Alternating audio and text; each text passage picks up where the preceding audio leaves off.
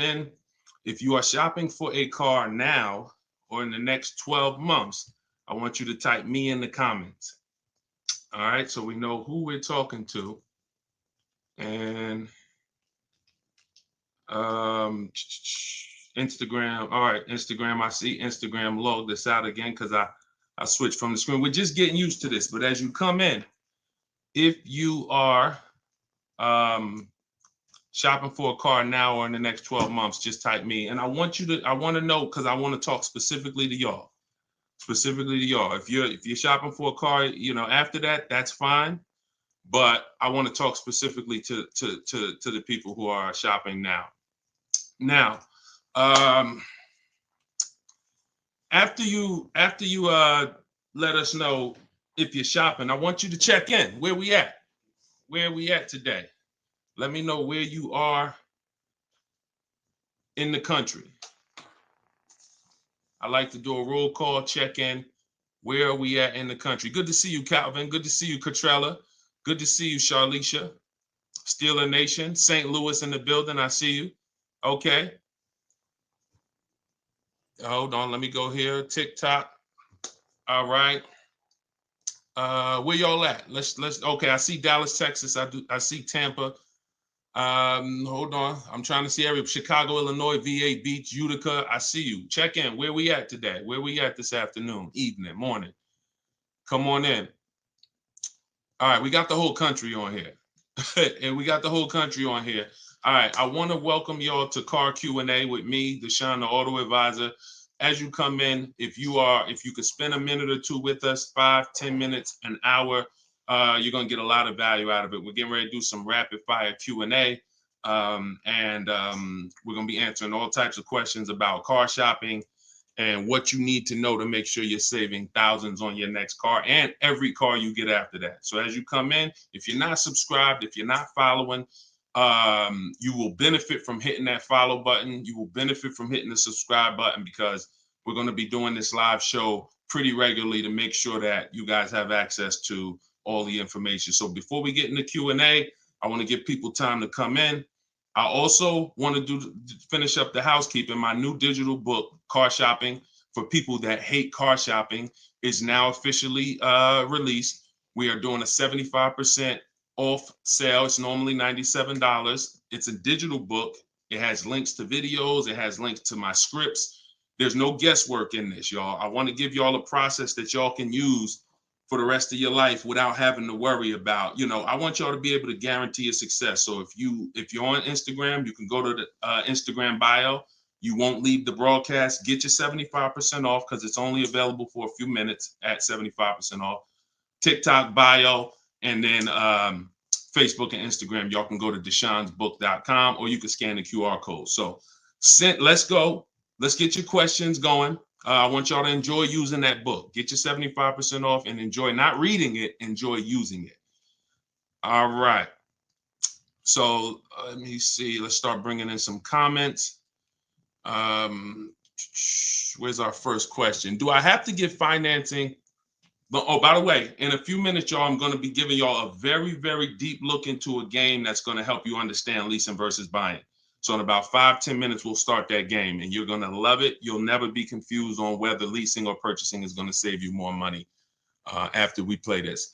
Do I have to get financing to lease a car? No, you don't. Whenever we lease a car, we are always using the dealer's financing department, their company, the bank that makes the car. And because we can't shop for our own financing, how do we make sure that they're not marking up the interest rate on the lease? Multiple offers. There's no way for you to make sure they're not marking up the interest rate on the lease without multiple offers. That is what reveals the true deals when you're shopping for a lease. So there's no interest rate to shop for, but we must protect against interest rate markups with multiple offers, because some dealers will mark up the interest rate and never tell you. They'll just give you the quote, and they're depending on you not shopping their competition to find out that they marked up the interest rate on the lease. All right. So when you get your offers, it's always with multiple offers. Shout out to the sharers. Shout out to everybody who's sharing the broadcast. If this is your first time on a live with me here, just type 1. Type the number 1 if this is your first time on a live. I'm near the end of a 3-year lease. Is it best to buy the vehicle or lease another? It's very rarely best to buy. Very rarely. Shout out to the first time viewers. Good to see y'all. Very rarely, if ever, good to buy your lease. I'm going to tell y'all why. Because when you buy your lease, you're buying a used car. When you buy your lease, you are buying a used car. That's all that's happening. So, being that you are buying a used car, you need to know if would I normally buy a used car versus leasing. And the only way it makes sense to buy your lease out is if you're keeping the car another 8 years. I'm going to tell you why. You've already had the car for 3 years. You've already had the car for 3 years. Most people, when you buy your lease out, you're getting another 5 or 6 year loan for the balance. So you're committing to 8 or 9 years of payments on the same car. This spills into bad lease deals. The reason we don't take 48 months leases on a lease, because we're paying too long on a vehicle that we're giving back. We never want to be tied up long term in a vehicle we're giving back. That's the whole point. Leasing is meant to be 3 years, 39 months, sometimes 2 years, depending on what they're offering, in and out, switching cars very fast, always under warranty, keeping our payments low. Okay. Can y'all light up TikTok with the likes? Can y'all continue to tap the screen on TikTok? I see we got a few hundred people. We got about 400 people on total, all the broadcast. Could you actually hit that share button? Because I promise you, y'all, no one will ever get mad at you for sharing my page with them. I guarantee you that. In fact, my goal is to get them to thank you. Hey, thank you for sharing that. I like that guy's stuff. We try not to waste any time here. What about paying cash? VJ Live said, let me put this question up on the screen. If you're on, make sure you're subscribed on YouTube so y'all can see the whole thing, the presentation, when we share these numbers. We can't do that on Instagram and TikTok. So VJ Live said, what about paying cash? I have about 15,000 and I don't want payments, but they keep trying to push me to 25 grand range so I can have payments. Here's the thing. If you can find a quality car for 15 grand, great. If it's going to force you to buy something that's not, who's heard you always pay cash for a car? If, as you come in, thank you, Godhead. Shout out to the sharers. I see y'all. Who's heard always pay cash for a car? Type me in the comments. If you've heard always pay cash for a car, type me in the comments. I see y'all lighting up. Keep tapping the screen on TikTok. We appreciate it. Y'all lighting up the likes. Y'all can see where we at on the likes in the top left. Who's heard always pay cash? Right? 5150 times heard it. VJ Live said, heard it all my life. Now listen, bunch of Dave Ramsey advice. Now here's the real. Here's what I'm just telling y'all. We got a bunch of people on here, hundreds of you all say, yes, I've heard you pay cash for cars. Now there's two schools of thought here. One is no debt. Now if your philosophy is no debt, I'm not here to convince you to change your philosophy. Here's what I'm here to talk to you about. If your philosophy is I want to do what makes the most financial sense, then we'll have that conversation. Because people who could pay cash for cars and don't, they typically are making money on their money. When I was in the dealership, people would come in, they would ask, what are the interest rates this month? If the interest rates were 0%, something special like 0%, 1%, 2%, 3%, if they knew that they were getting 10, 15, 20% returns on their money, they're not going to put it in a car. They're going to use the bank's money at 1, 2, 3%, and they're going to use their money to keep making 10, 12, 15, 20%. That's the philosophy. So they view that as, I'll pay 3%. They view it more as a business transaction than as a leveraging money to make more money. See, some people will tell y'all people who don't pay cash for cars, they're into debt. But I'm here to tell you that when I sat with very, very savvy people in my career with Mercedes and General Motors, I had tons of people who could easily have wrote a check for the car.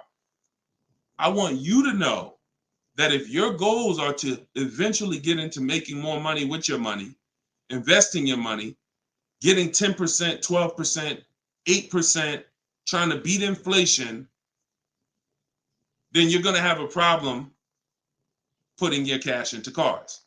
Because not only, if let's say we park right now, this is just as answering VJ Live's question, because I got it up on the screen here on YouTube and Facebook.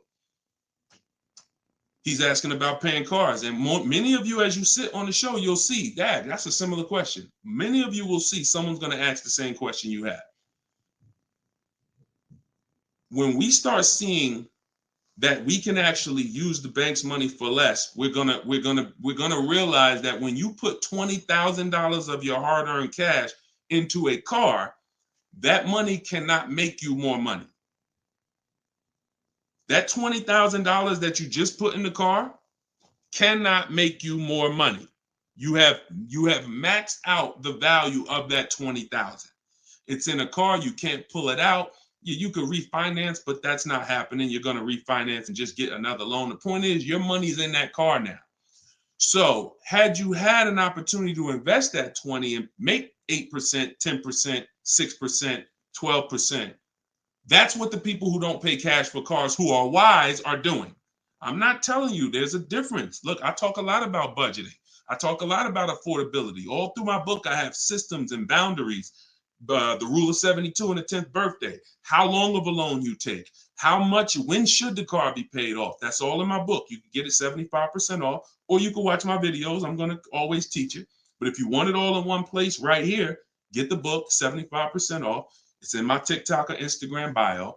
But that's what we got to know. We got to know if we're going to use leverage and use the bank's money, there are extremes of leverage. There is over leverage. And we cannot be over leveraged. That means we're taking a loan that's too much, too long, we just want to borrow to try to afford a car. And you see this a lot with older cars, people buying luxury cars that they really can't afford because, brand new, the car is 80 grand. But if they get a 10-year-old one and they get a 5-year loan, now they're in a 2013 AMG Mercedes with 90,000 miles on it.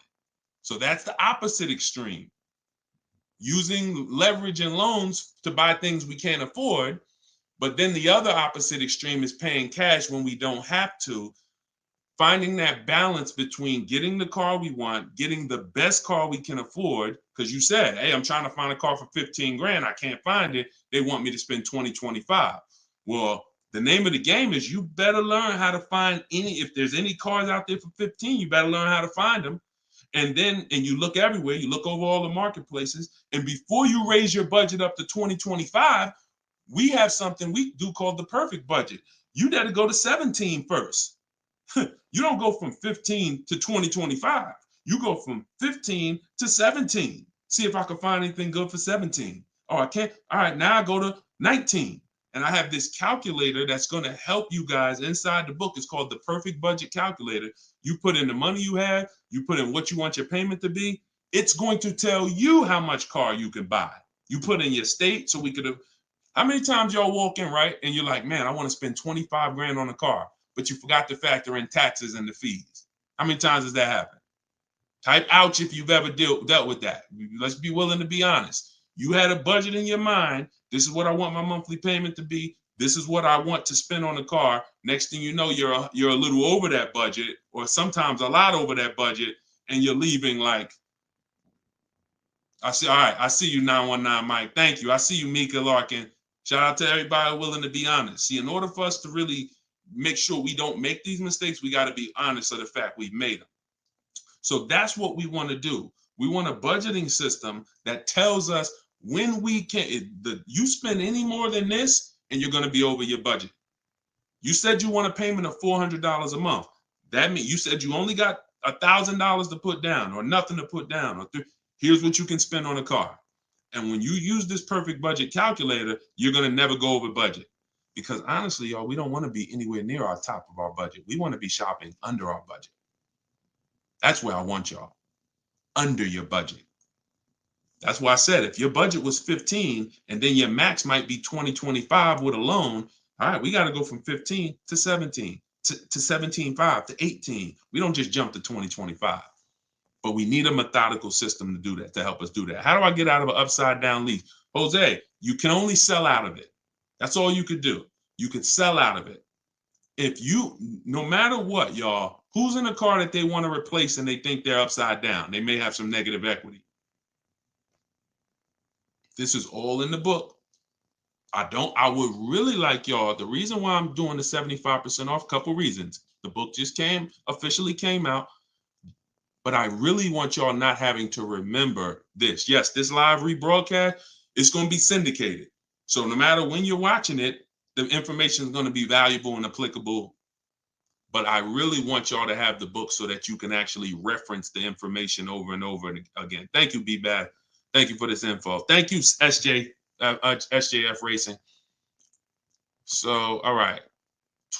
Yes, 25 goes to 30 real fast. Let me show y'all something, and then we'll continue. This is where we are right now on Goodreads.com.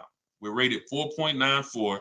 We've already received 27 reviews, 31 ratings, and the book hasn't been out yet. So if you go to Goodreads.com, if you're on YouTube, if you're on Facebook, you can see what I'm posting. But I'm sharing the fact we're already rated 4.94, 31 ratings, and the book hasn't come out yet. So now that it's officially out, I really want y'all to have it. And so make sure you take advantage. Get your 75% off. It's normally $97, but while you're watching here, it's 75% off. Everything I teach is in there in one place, so you don't have to remember it. All right. If you have let's talk to the people who are in an upside down lease or upside down loan. First of all, we don't want to be there. I'm gonna tell y'all why. If you're in an upside down lease, that means you didn't pick your mileage correctly. That means something happened, because with a lease, you have to have predictable miles. You have to know how much you're going to drive roundabout. You got to be able to guesstimate. That's why if you're running a Turo business, when you're trying to rent the car out for, 40,000 miles a year, or you don't know how much it's going to be on that car. Could be 20, could be 40. A lease is not good because you can't predict the mileage. But in normal life, we can predict our mileage very closely. Now, when things happen, let's say you were working at home, and now all of a sudden you are, you're not working from home anymore. Now you got to drive into the office to 20 miles away. Well, that's a lifestyle change. That can lead to you racking up mileage penalties. But here's what we don't want to do. You don't want to buy that car, y'all. I'm going to tell you why. Every time you lease, you have a price that you can buy the car for. Most times it ain't worth that. Yes, in the last couple of years, we saw a couple cases where, the buyout prices were good. Before the pandemic, the buyout prices usually were nowhere near what you could get a comparable used car for. So if your car was 3 years old with 36,000 miles on it, the prices they were putting was to make you not buy the car, was to make you send it back to them so that they can handle it and resell it. So if the price wasn't worth it to begin with 36,000 miles, I've seen people, you go over your miles and you're like, I'm over the miles, I'm just going to buy it. The price wasn't worth it with good mileage. The price wasn't worth, if you had 36,000 miles, that car wasn't worth you buying for the buyout price. You actually have 48,000 miles and they want you to pay the same price for it. So it's important that if we have to deal with penalties because we didn't structure the lease correctly, or because we didn't quite know what we were going to be driving, or we had a lifestyle change, taking the penalty and applying it over to our next deal is always, not always, but in most cases, going to be less money than us buying an overpriced car with high mileage now. We cannot just keep buying our leases without doing a market check. So when you asked about how do I get out of a lease with negative equity, all you can do is find out what the penalty is. There's 3 ways that you could get out of this thing. You could either pay the difference. So if you got, you could wait until your mileage, and this is, all right. If you have negative equity on a lease, I don't even like to call it negative equity because there's no such thing as negative equity on a lease. There's penalties. That's different. Penalties on a car you purchase. Yes, there's negative equity. You bought it, you have a loan on it, the value is not worth the loan, negative equity. With a lease, we have penalties, over mileage penalties. And now some people say, well, I'm gonna go over mileage, I'm gonna get out of the lease 3 months early. But you don't realize if you get out of the lease early, what do you still have remaining? Payments. Three months of payments, 6 months. Who's ever had a dealer say, hey, don't worry about the payments, we'll take care of the old payments? Who's ever heard that? Type me if you've ever had a dealer say to you, don't worry about the old payments, we'll take care of the old payments. Okay, lots of you. The problem with that is the payments don't disappear. They always get rolled over to the next lease. They always get rolled over to your next deal. So what I want y'all to start doing is I want y'all to see that the money is not hitting. When you have negative equity, 5,000, you got this baggage from your old car, it does not go away. It gets either transferred or you can pay off the difference. So the key is to stay out of negative equity, to stay out of penalties, because yes, once you have them, they have to be accounted for. We got to find our great deal, and then we got to bring our penalties over on top of the great deal. That's all we can do. Now, you better try to see what your car is worth selling it, because you said you're over miles. You call your leasing company, you get your payoff, you find out what your cash offers are. Go to Vroom.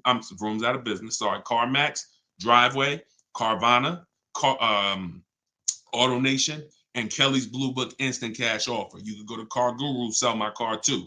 These are all people that give you cash for your car. That's what your car is really worth, what those companies will pay. Whoever's the highest bidder, we take that. See, what I'm teaching y'all, and some of you are going to get it immediately right here, right now. Some of you, it's going to take a while to get the fact that your money comes when your savings come when you start learning to make people bid instead of getting one offer. You get the most money when you start learning to make people bid. And so what you have to do is get multiple offers, find out what your car is worth. When you go on those websites, when they ask you is it a lease, say no, because their websites are set up to where if you put it's a lease, it's going to automatically trigger that they can't buy it. But they can buy it. We've been doing this, y'all. I got hundreds and hundreds of members in Cars from Home University. We shop all around the country. You must put no when you're getting offers for a lease, because their computer is set up to automatically think that it's a third-party restriction and they can't buy it. But when you call your bank, you're going to ask them, do I have a third-party restriction? If they say no, then that means you can sell to anybody. But again, the way these companies are set up, they saw us making all this money on these cars, and the bank said, no, we got to do these third-party restrictions. And it was so many people going to those websites saying, oh, I'm about to sell my lease. And then they would get there, or they would talk to them and they would say, no, we can't buy it because it's a third-party restriction. So they just made their website default to we don't buy leases, but we do know if you don't have a third-party restriction, they can buy your lease. And it's very important for you to know that. And if you do have a third-party restriction, it doesn't limit the fact you can sell and make money. It limits who you can sell to. When you have a third-party restriction, they say what they're saying is you can only sell your car to a dealer that makes the same brand. You cannot sell to a third party, Carvana, Driveway. You can't sell to them directly. You can only sell to a dealer. So what does that mean? I see y'all lighting up the likes on TikTok. Can y'all keep tapping the screen? Let's keep those likes going up. I see it. I appreciate it. And thank you to everybody sharing. So when you are, I just got off my point, but I know it was about selling. So multiple offers, y'all. This is all in the book, Car Shopping for People That Hate Car Shopping. Who has their copy? Who got their copy? We'll continue. We got some more time. We're gonna keep doing Q&A, but who got their copy of the book already? Who got their 75% off? I really want y'all using this. The book is affordable for everybody. Everybody. All right, especially at 75. Now it should show, make sure it's not showing the 97%, $97 price. That's the normal price. I see you, 5150. Okay. All right, I see you, Jimbo. Okay. Okay, I see you, Diane. I appreciate you. Okay, and I want y'all to use it. Don't read it, use it. That is like literally it's an action guide. That ain't a book you read and then you have a bunch of things you got to remember. I'm walking you through the process step by step. And again, everything I teach is in my videos. So I don't hold back in my videos, but I do want y'all to have access to all the information in one place. If if you don't want to cycle through all my videos to try to find it. All right, is it worth buying a car from Carvana? That's a great question, Danny. It depends on if it's the best deal in the market. Danny said, is it worth it to buy a car from Carvana? Now, you can put anything in there. You can put Driveway, any of these online sites, online car buyers, online used car sellers. But here's the game that we avoid. We cannot shop from them exclusively because here's what they try to do. They'll try to sell you a car based on variety. Hold on. My do not disturb should be on. My do not disturb should be on. So anytime you see,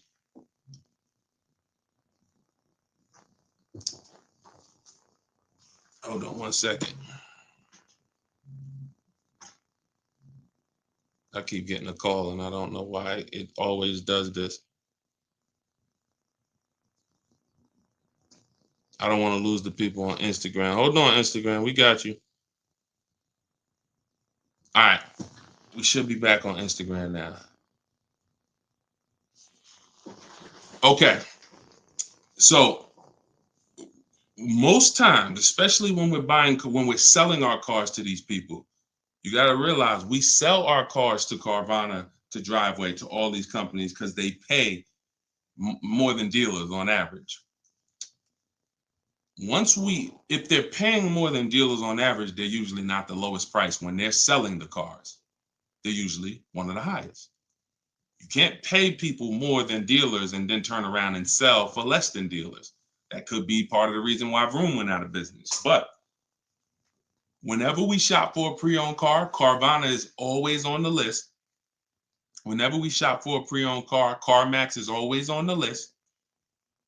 Driveway is always on the list. Why? Because we shop everywhere there's a used car.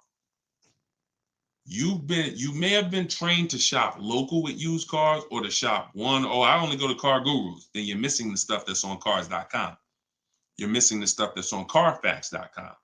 You're missing the stuff that's on Driveway. You're missing the stuff that's on CarMax. So we got it just the same way. If we were buying a baby stroller, we're going to go to Walmart, right? .com. We're going to go to Amazon, right? We're going everywhere, right? That's the same way we got to be when we're shopping for used cars. Carvana is just one marketplace. And unfortunately, there are people who shop from them exclusively because they're like, oh, I just love Carvana. I don't have to go into the dealer. And they don't realize that, one, what I teach you won't be in a dealer more than 30 minutes.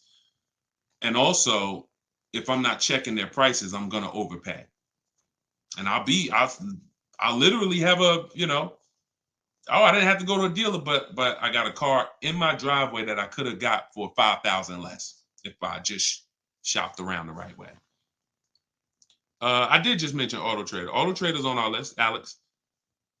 Auto Trader is one of our marketplaces. It's one of the marketplaces we shop on. It's just like a Walmart. It's just like a Amazon.com. Auto Trader is a big one. We definitely don't skip any used car marketplace. Now, we don't use Auto Tempest because Auto Tempest pulls and aggregates some data from other people's websites. They're not their own marketplace, so they can't get all the data. So that's why I don't use them. We just go direct to the marketplaces themselves because no company has the rights to market everyone's product. And so as long as no company has the right to market everyone's products, the only way we're going to see all the product is by being on all the marketplaces. But I'll show you how to do this quick. This shouldn't take you more. Look, y'all, this is going to sound crazy, but it shouldn't take you more than 60 minutes, 90 minutes to get your best deal on a car. No, 90 tops.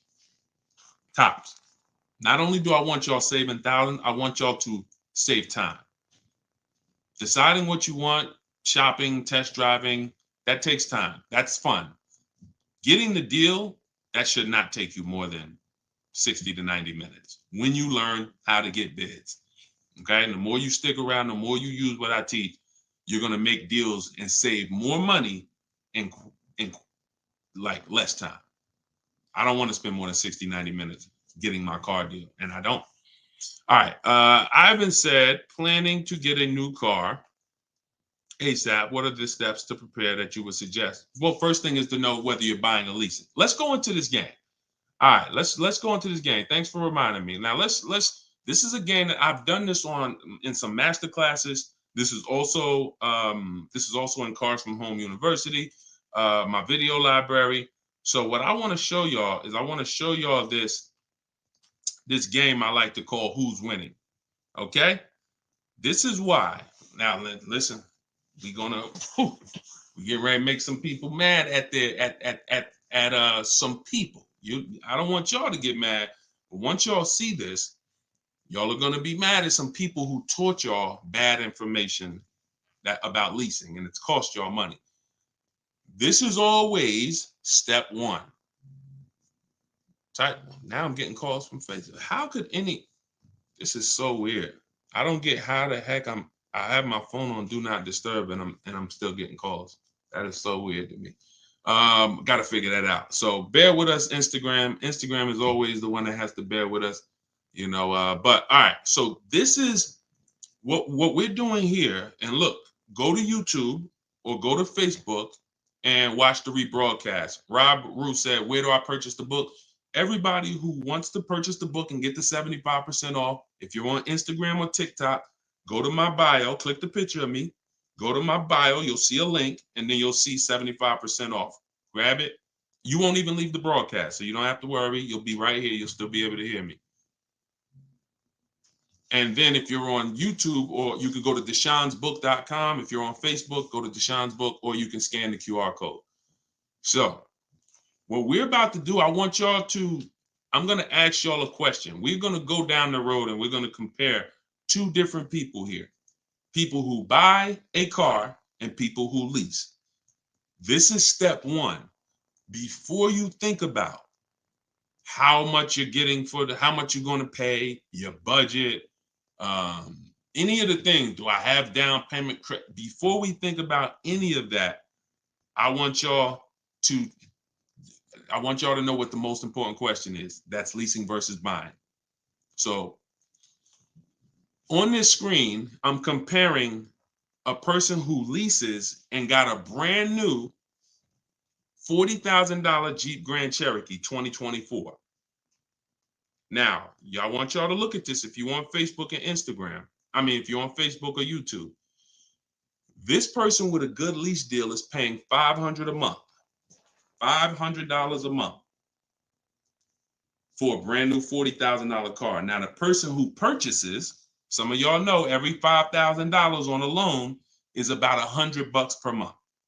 So if you're looking at a $40,000 car, you're looking at about $800 per month on a 5-year loan. Now, I got this person in here on a 6-year loan at $675 a month. That's how much this car costs. 6-year loan, 3.99%. $675 per month. Let me ask y'all a question.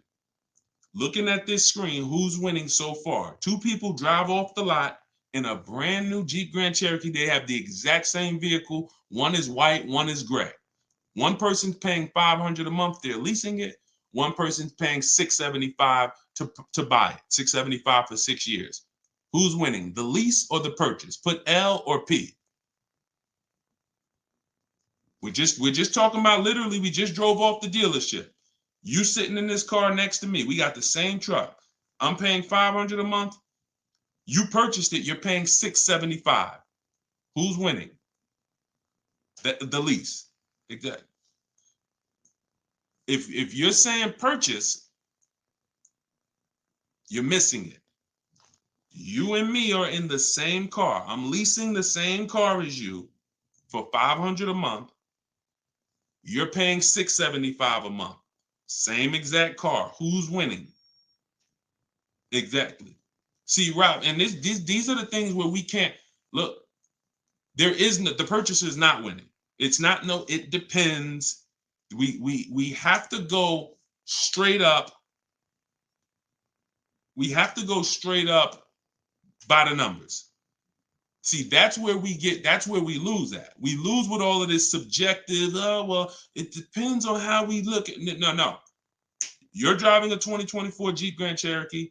I'm driving the same vehicle as you. I lease it, and every month $500 comes out of my household. Every month $675 comes out of your household. We have the same exact car. Who's winning? The lease. Exactly. That's what we got. We're gonna go down the road. And listen, go subscribe to YouTube. Watch we're gonna syndicate these episodes. So you might be watching the syndication. It doesn't change the value. I want you to see that $500 a month coming out of someone's household is $175 less than $675. So the person who leased so far is $175 per month richer. Every month, the person who's leasing over here is $175 per month richer. Now let's go to the next slide. Now, 3 years later, person wants to buy. Person wants to buy. Now, here's the thing about the purchase. There's an amount you owe. On a 6-year loan, they would owe $24,000 at the end of 3 years. I've already done it. You can watch this. That's how much the balance on their loan would be. It would be $23,400. So that's the amount they need to break even on the car. Now, mind you, they've already spent $175 per month more than the person who leased. So they're $6,300 poorer. You can see they're $6,300 poorer. See, I want y'all to see that everything that you're doing when you're not leasing is trying to catch up to the person who got a great lease deal. Everything from the moment you purchase, you're putting so much money out into the car compared to the people who get great lease deals that now your only goal is to catch up to them. This is why this is step one right here. Go to YouTube, watch it on YouTube so you can get the whole view. So $675, $500. Now, this vehicle, y'all, is $40,000 brand new. What is a 3-year-old vehicle worth? If it was $40,000 brand new, what is it worth after 3 years? $40,000 is a fair estimate $24,000.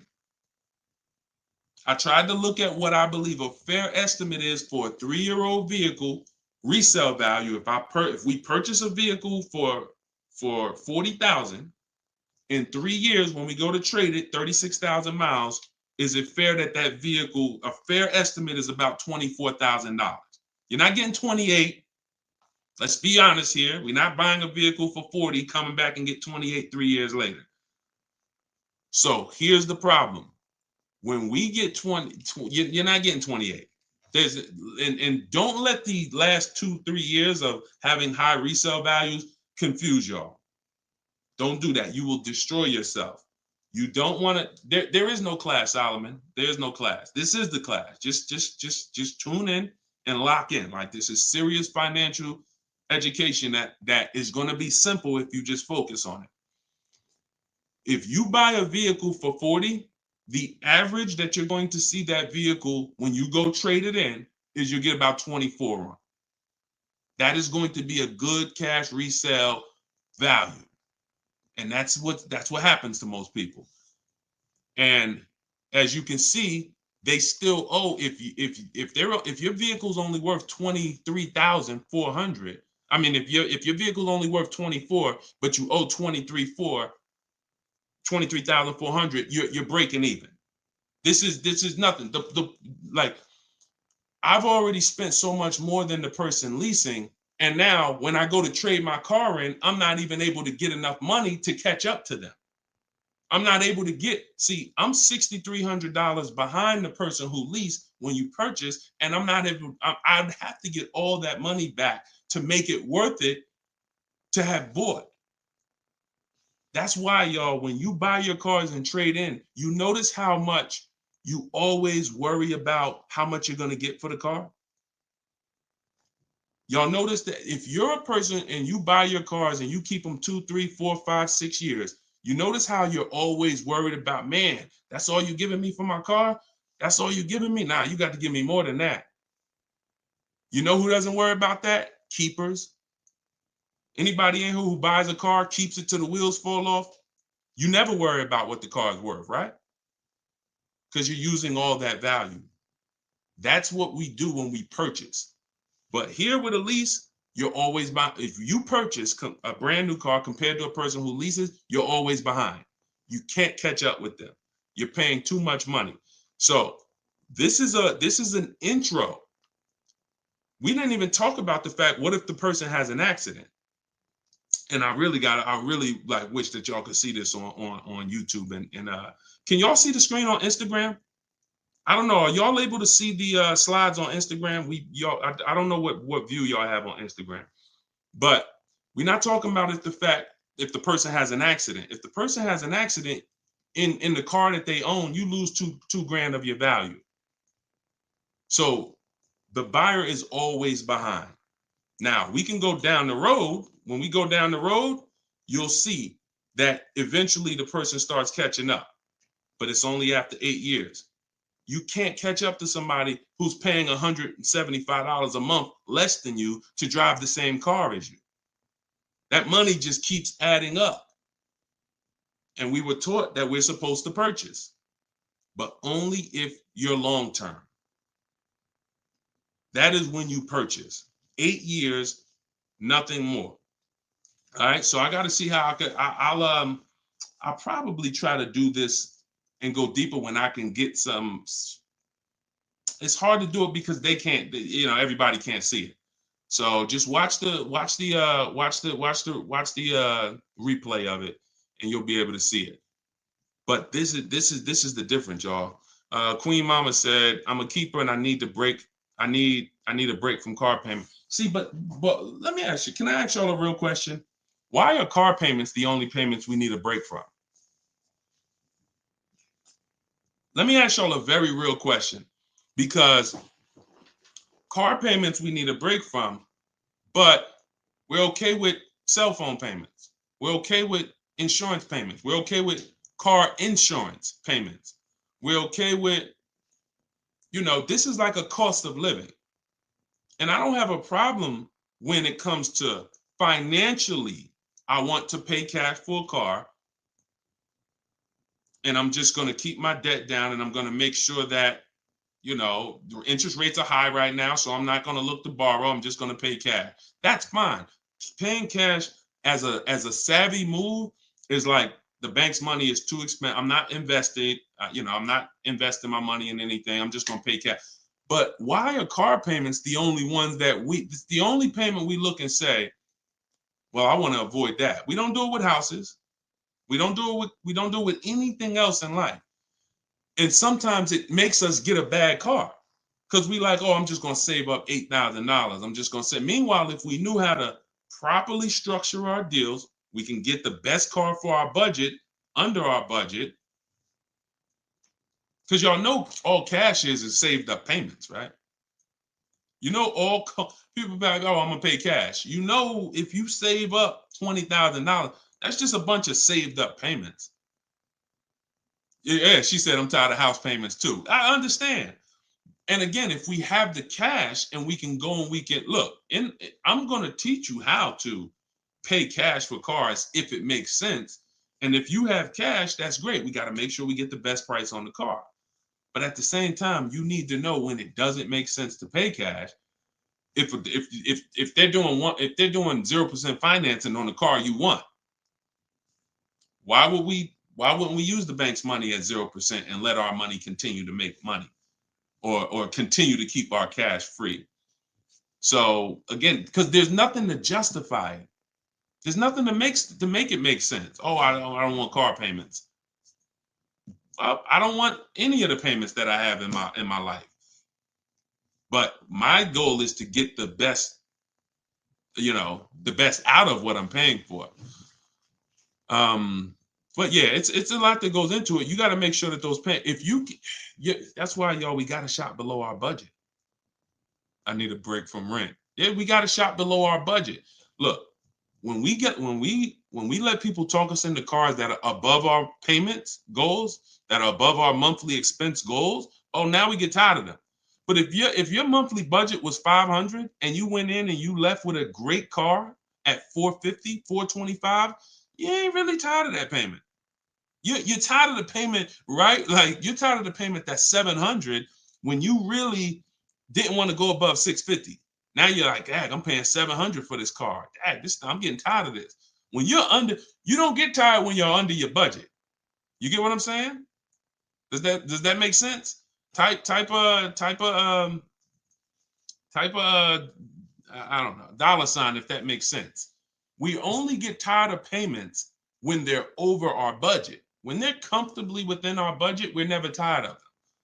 That's why we're fine. So, but we got to learn how to get the best cars for our budget, and that comes through multiple bids. You have no idea. And then it comes through leasing versus buying, which is what we've been talking about in this initial thing. In this initial thing. I'll try to get everybody on one stream, where y'all could all see, because I really want to focus on the people who can see the slides. And because I know I could engage with them because they can see the slides, and then but it's people who can't. So that's all right. We'll continue to adjust. But you got to know, believe me when I tell you, thousands of people have learned that the biggest issue of affordability for the cars that they're driving was the fact that they didn't understand leasing. Leasing is going to get you 30, 40% more car for the same money when you learn how to get great lease deals. All day long. So it's people who driving a daggone $50,000 car, they got a $900, $1,000, $1,100 a month payment. At the same time as people driving $50,000 cars, and look, this is their payment. I'm gonna show y'all something that's gonna blow your mind.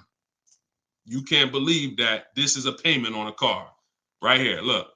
Greg is in our Facebook group. He's in our Cars from Home University program. He said, my first time posting here. His MSRP on his car that he got, it's a Kia EV6 Win with the tech package. $56,275 car, y'all. $56,000.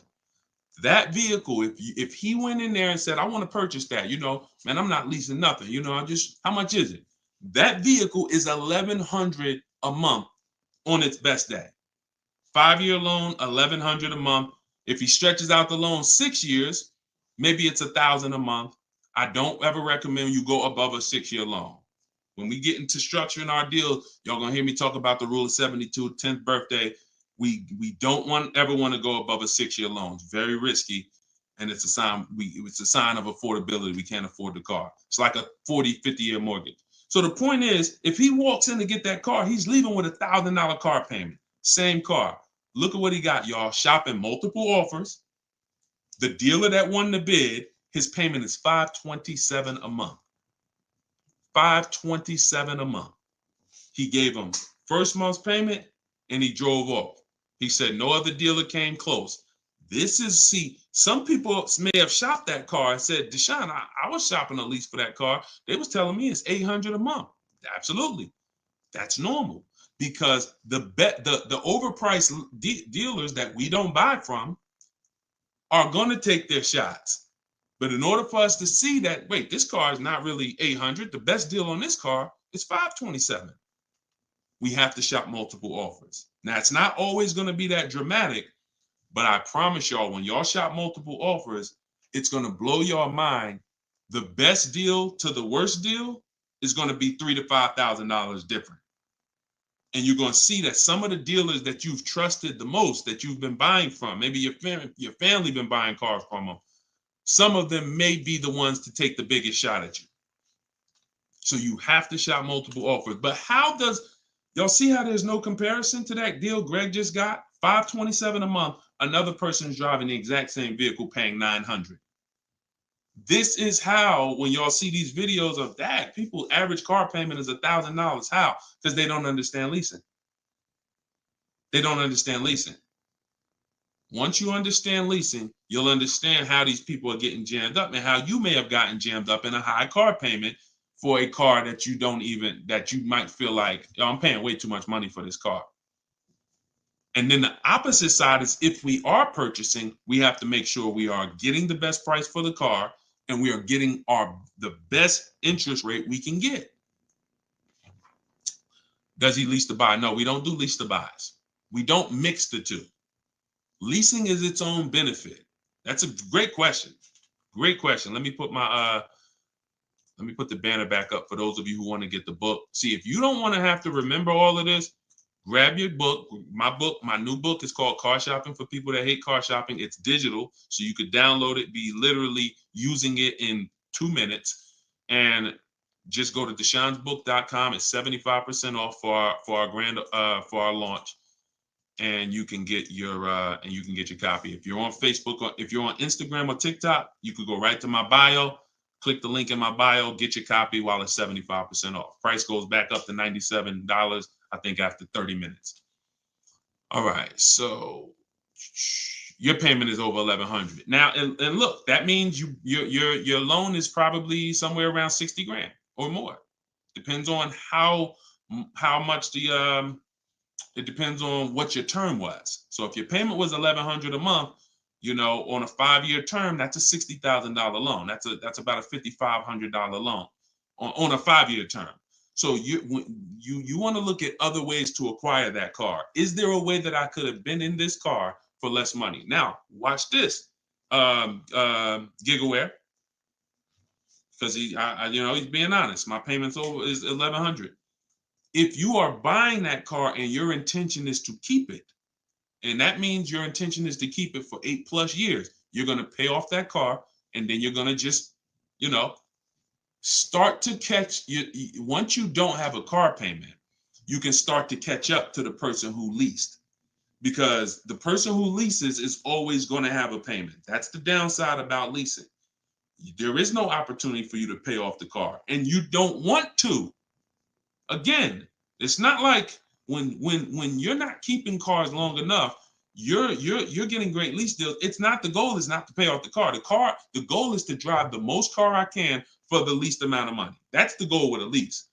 The goal with a purchase is to now pay off the car and start to now keep the car long enough for the depreciation to cool off.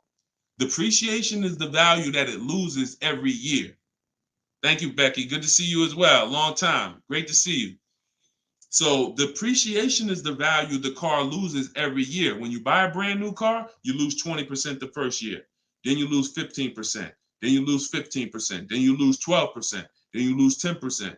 And as you keep the car longer, it gets to a point where you're only losing 5% or so a year. But you must keep that car long enough to get to that point. And what many of you have been taught to do, you may have been taught to, man, I buy my cars and then I'm replacing them in 3 years. I'm replacing them in 5 years. Now I'm replacing my cars when they're losing the most value. That's not when you want to replace a car. You now bought the car, it's losing value like crazy for the first 6-7 years. Now, perfect. It's going to cool off now. It's paid off now. Now I can start to recoup some of all that money that I put into that car. But most people don't do that. You may have been taught, I just go and get another car and I start the process all over again. So not only are you never getting to benefit, not only are you always having a payment anyway, you're not getting the benefit from all the money that you're putting into these cars. You're never allowing the depreciation to cool off to where you got no car payment and you just got a car out there and you can stack some of this money up. It just happens all the time. It's an issue of not understanding leasing. Leasing is for short-term people less than 8 years. Purchasing is for long-term people more than 8 years. And don't worry, we'll continue to go deep on this. All in the book. So anyway, anybody who wants to really know this and have it all in one place so they can use it, if you're shopping for a car now or in the next 12 months, you need this stuff right now. You know, I got tons of videos all over all my Facebook pages. But if you want all the information in one spot, get your book at 75% off. Just make sure that it's not showing the $97 price. Whenever you click to the website, make sure it's showing the 75% off price. So you can purchase off the bank loan. I don't know what you mean by that, Skinner. Is it smart to lease and then buy it out? No, see, and again, that's a very common question. Yo, what's the benefit of that? I mean, somewhere along the lines, we heard about leasing to buy. We don't want to, you're only leasing because you don't want to buy the car.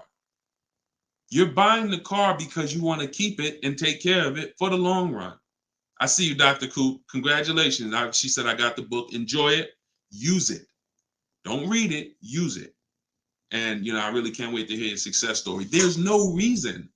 Look, when I'm going into a lease, and you got to have this in your tool belt. Some of you, your children are not going to keep a car 8 years. You're going to need to set them up to get a great lease. Yeah, you might be a person who like Deshone. I just buy my car, man, I keep it 10 years. If that's you, type K for keeper. Most times, if you buy your car, you keep them 10 years, type K in the comments for keeper. Thanks, Ambi. Said keep killing it. Appreciate you. If you are, the book is called Car Shopping for People That Hate Car Shopping. It's in my TikTok bio and it's in my Instagram bio. But I think you only got, it's 30 minutes. You could get it for 75% off. While everybody is on, you could get it 75% off. Okay, so keepers, you are not, you're not worried. That's when you buy. When I'm going into lease, I'm not thinking about keeping. We don't want to mix the two. Leasing is, I'm going to get a great lease deal where I drive a brand new car for pennies compared to purchasing. Or for a small percentage compared to purchasing. That is a lease. My goal is not to buy the car. It's not to buy the car. You see, when we keep, we win. When we lease, we win, as long as we're getting good deals. But it's people who are mixing the two, and that might be you, and that's where we lose. We buy, and then we trade. We buy, and then we sell it in 2 years, 3 years, 4 years. We tired of it. Oh, I'm gonna go switch out of this. That's mixing. The other one is you lease, and then you purchase the lease. So you lease your vehicle, and then you go buy it at the end. That is mixing. You don't want to mix because the benefits of leasing are laid out. The benefits of purchasing are laid out. Very clear, separate benefits. When you mix the two strategies, you lose the benefits. And again, most people who would tell you they bought their lease, they're buying it with a 5 or 6 year loan when they've already been paying 3 years to lease it. The lease is 3 years. The loan is 5 years. That's 8 years. And I'm going to tell y'all how this happened. How I figured out this was so bad, I'm going to be honest with y'all. I was in the dealership one day. Somebody comes in. They're like, hey, I want to replace my car. So I go out and I look at the car. I ask them what they owe. No, I don't think I asked them what they owe. They come to the dealership. They say, yeah, I got a car out there. I want to trade it in for a new car. And I'm like, okay, that's pretty normal. Let's take a look. Here's what happens. I say, what year is it? And they'll say, well, it's a 2018. I'm just using like a real example. Like they say, oh, it's a 2018. Now I'll ask them, how long have you had it? And they'll say, well, I bought it brand new. So I've had it 5 years, 6 years. Now, follow me, y'all. Everybody on here, I want your opinion on this. Person comes up and says they've had a car for 6 years. They bought it brand new. They've been paying on that car for 6 years. Don't you think that car should be paid off by now or almost paid off? Yes or yes. Type Y if you understand. Person bought it 6 years ago. You go out and I'm like, okay, mister, how long have you had it? They're like, I've had it for 6 years. So I'm like, okay, perfect. Everybody's saying yes. So this is what I'm thinking. This is how I found out buying your lease was a bad idea for most people, if not all. So I go and I say, okay, great. I see you're here trading. Now, in my mind, I'm already trained to talk to him about leasing because, thank you, Brent. I know you're here trading this car in 6 years. I want to show you what leasing looks like, and you're going to love that a lot better. You're not going to need this down payment. I'm going to be able to give you a check back for this equity in this car you got here. It's going to be all good. And I've helped some people do that. They come in and I show them the lease, and I'm like, you know, you keep just trading your cars, but if you lease, here's what, boom, that you could do. And then I'll give you this, you know, you get a big check back for your balance of your old car, all of that. So this is when it works, it's beautiful. But when it doesn't work, this is what it looks like. I'm like, I run in and I'm like, okay, your car is worth about $15,000. Instagram just logged me out.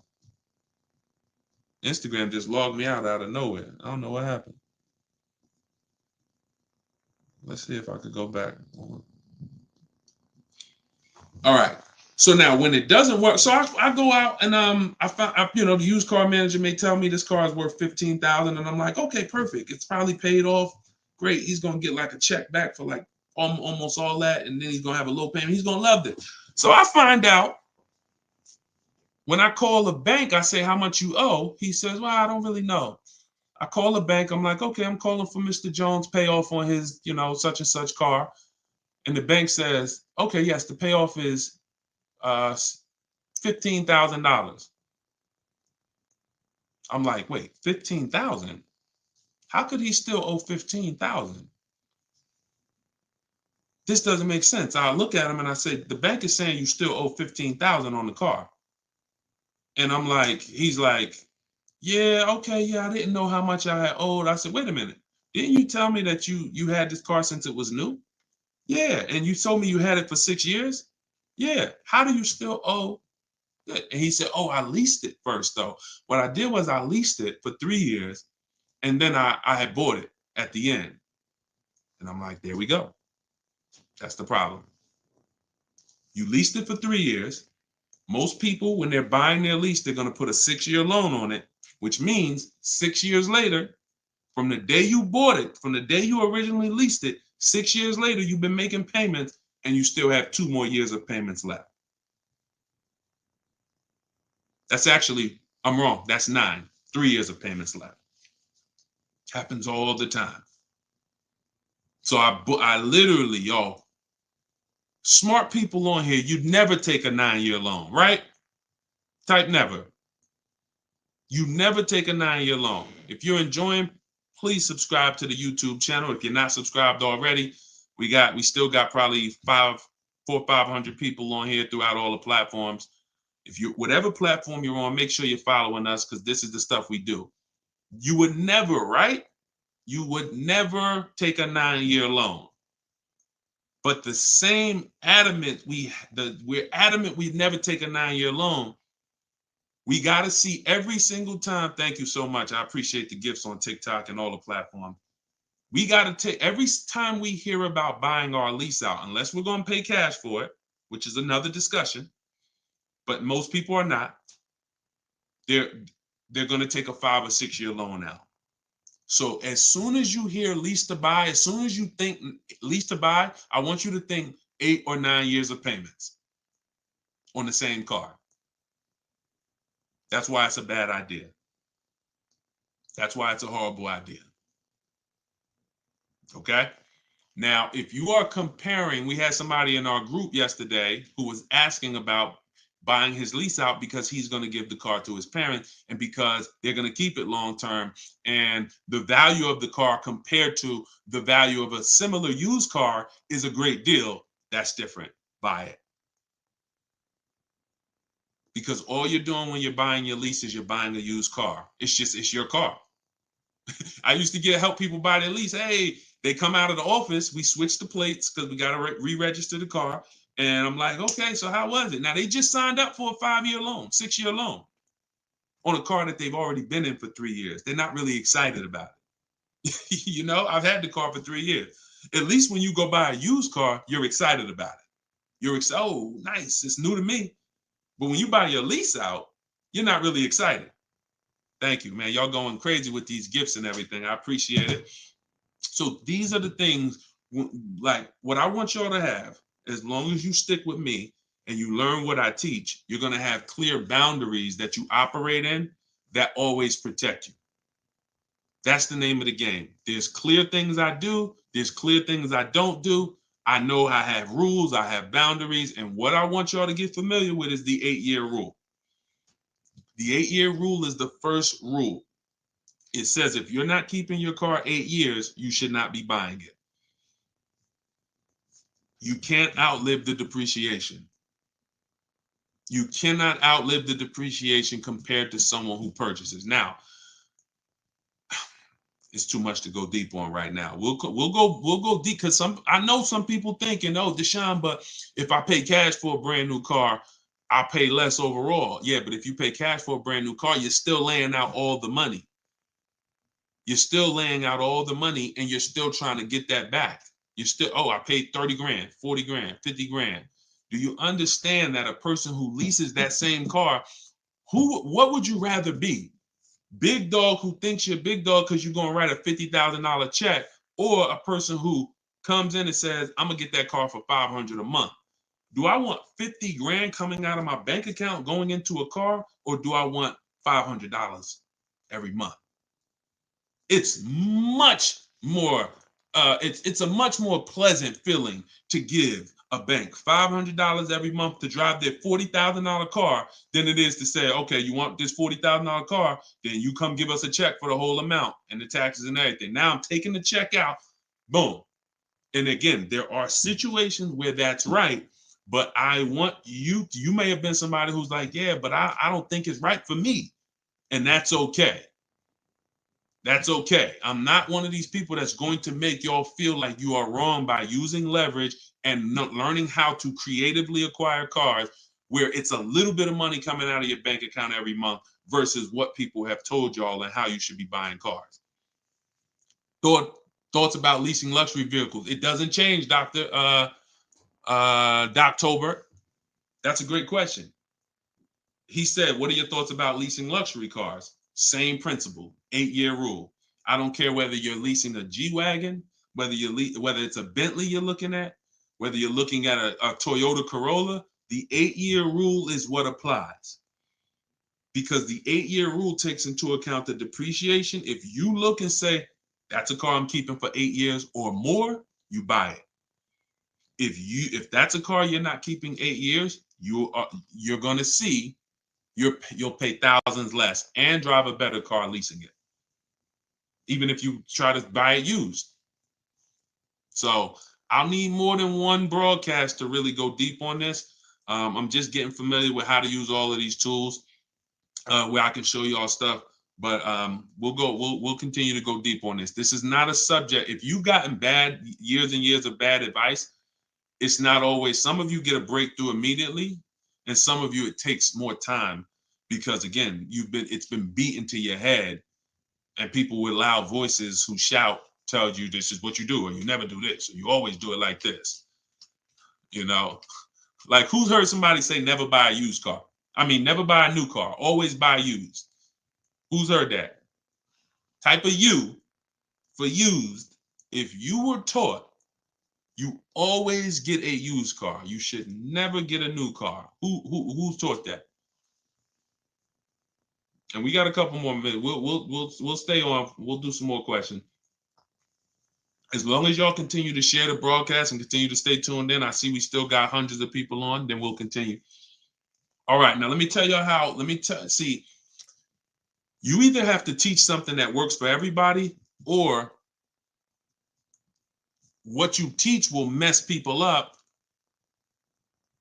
If somebody says to y'all, every single one of you should be buying used cars, because that's what they'll say. Never buy a new car. Everybody on here should be buying a used car.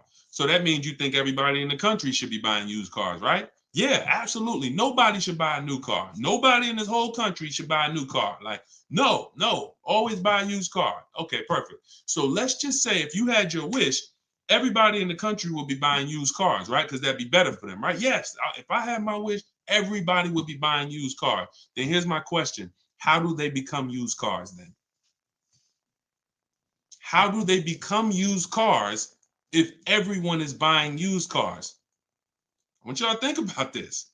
If you had your wish, you could snap your finger, Mr. Financial Advisor, whatever you teach. How could everyone buy used cars? It's impossible.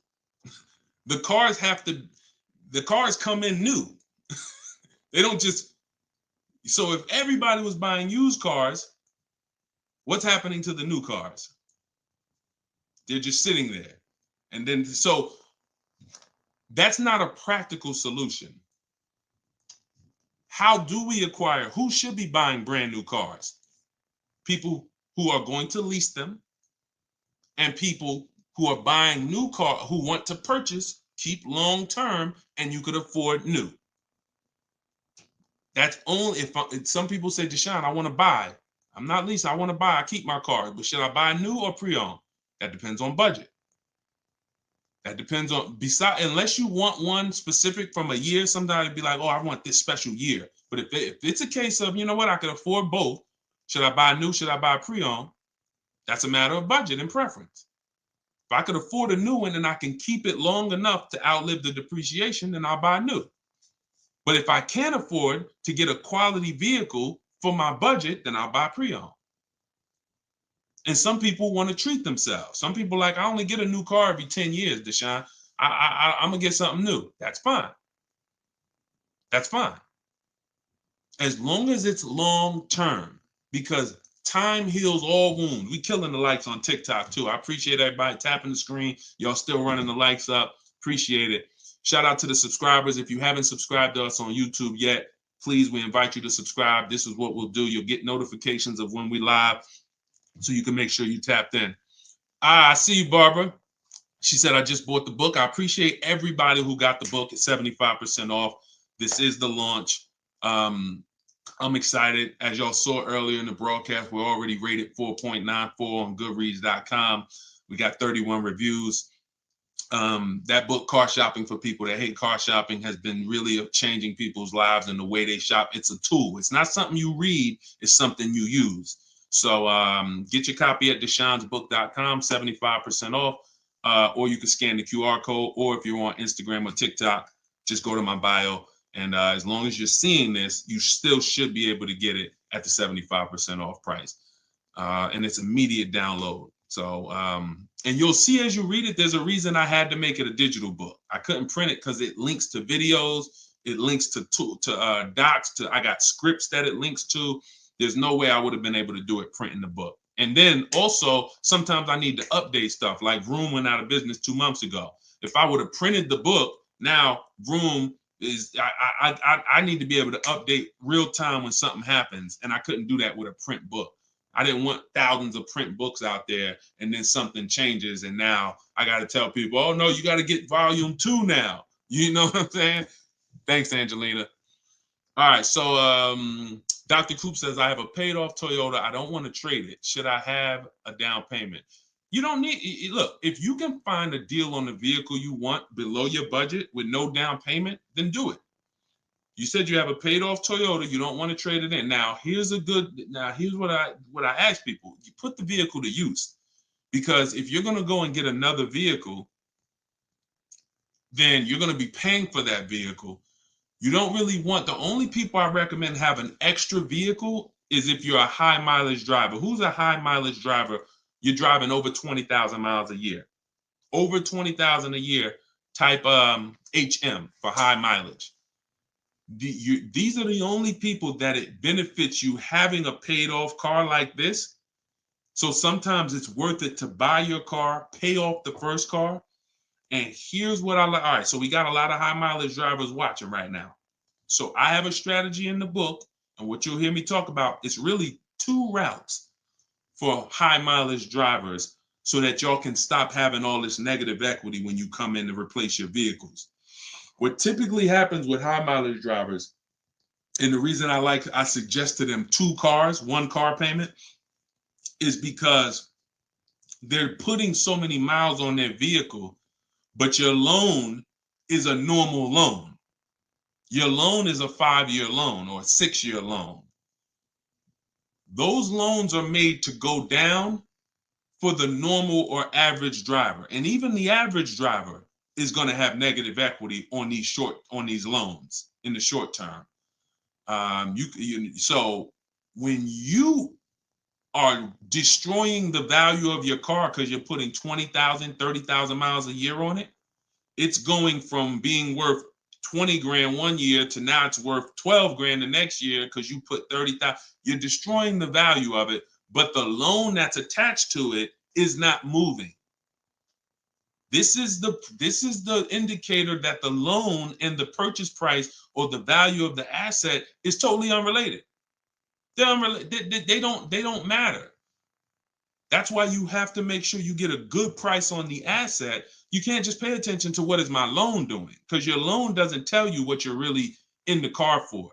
So check it out. You now are putting all this mileage on your car. You come in 4 years and you're like, hey, you know what? Car got 200,000 miles on it now. Let me go ahead and trade this thing in. Problem is 200,000 miles. You still got 2 years left on the loan. You still owe 15 grand. You still owe 12,000. You still owe 20,000.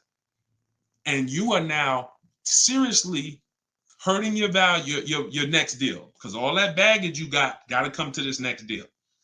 The solution to stay out of that is to make sure that you are having either, I teach either 2 routes. Well, the third is really just be a long-term person.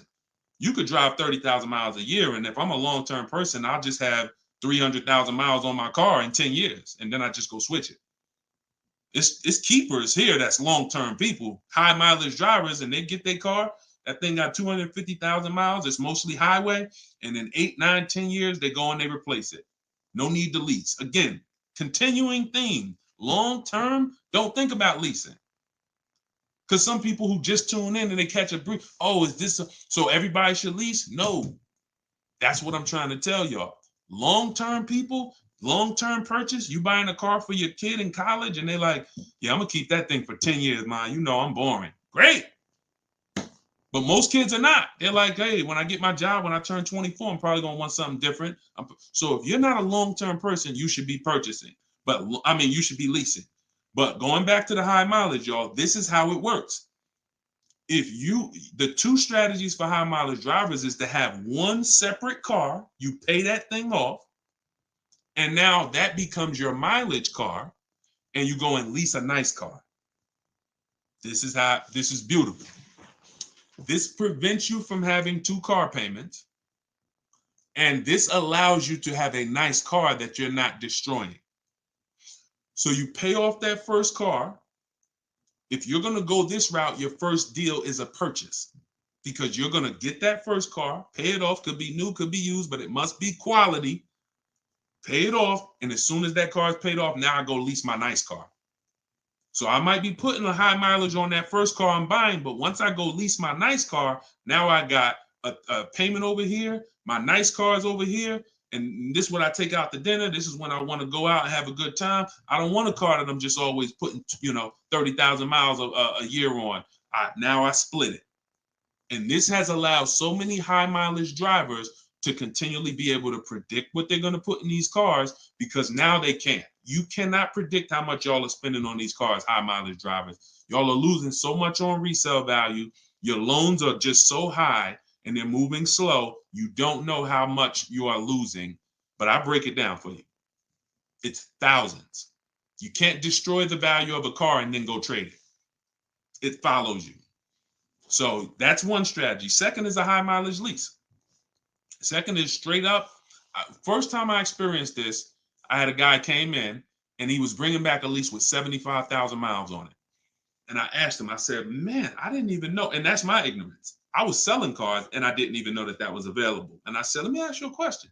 How long you been doing these, like, what do you do? He's like, I'm in sales. Like I do 25,000 miles a year, every year. I said, okay, wow. And you lease your car? He said, yeah.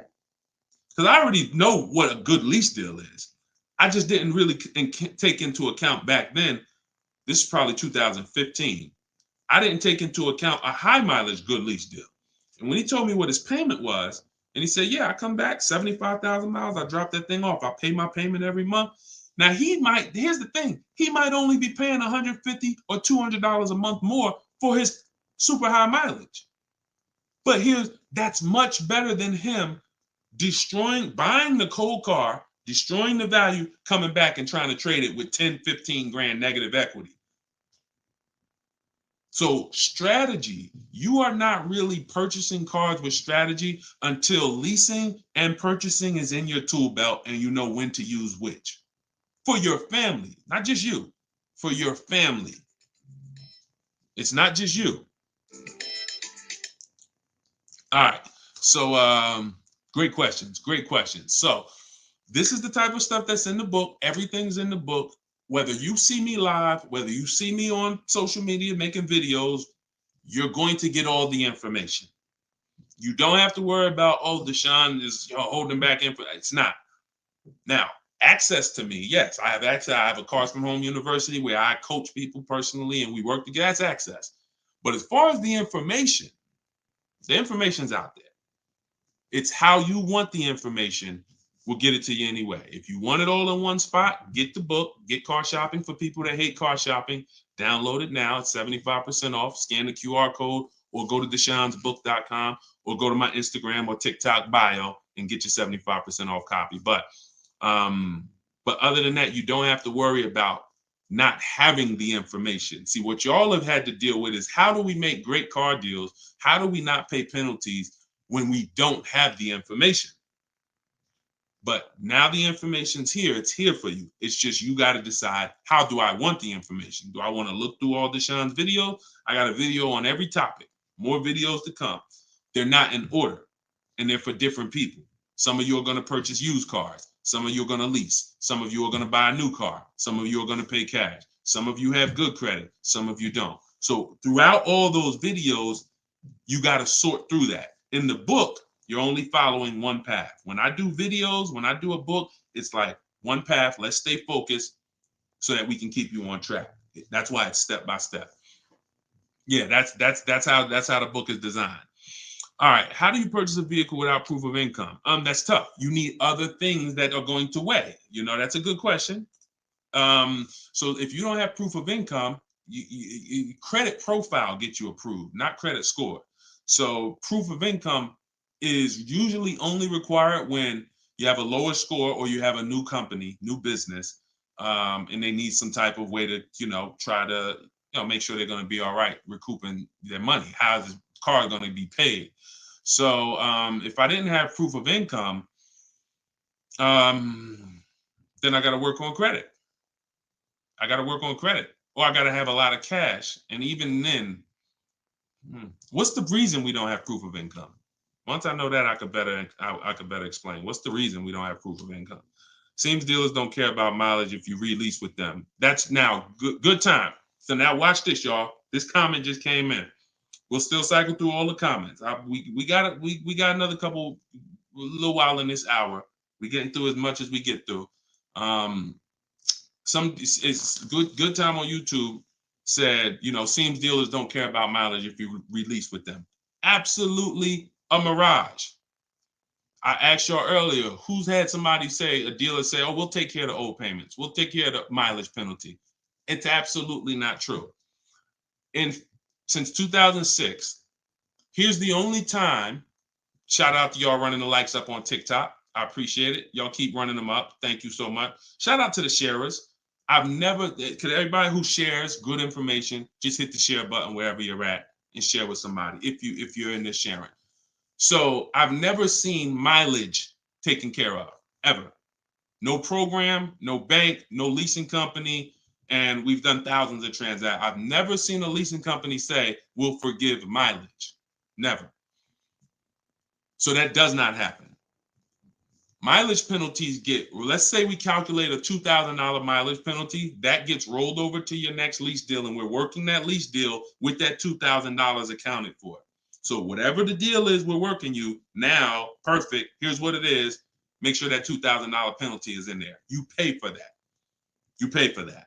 Now, in some cases, very rare, there's loyalty programs where they waive some payments.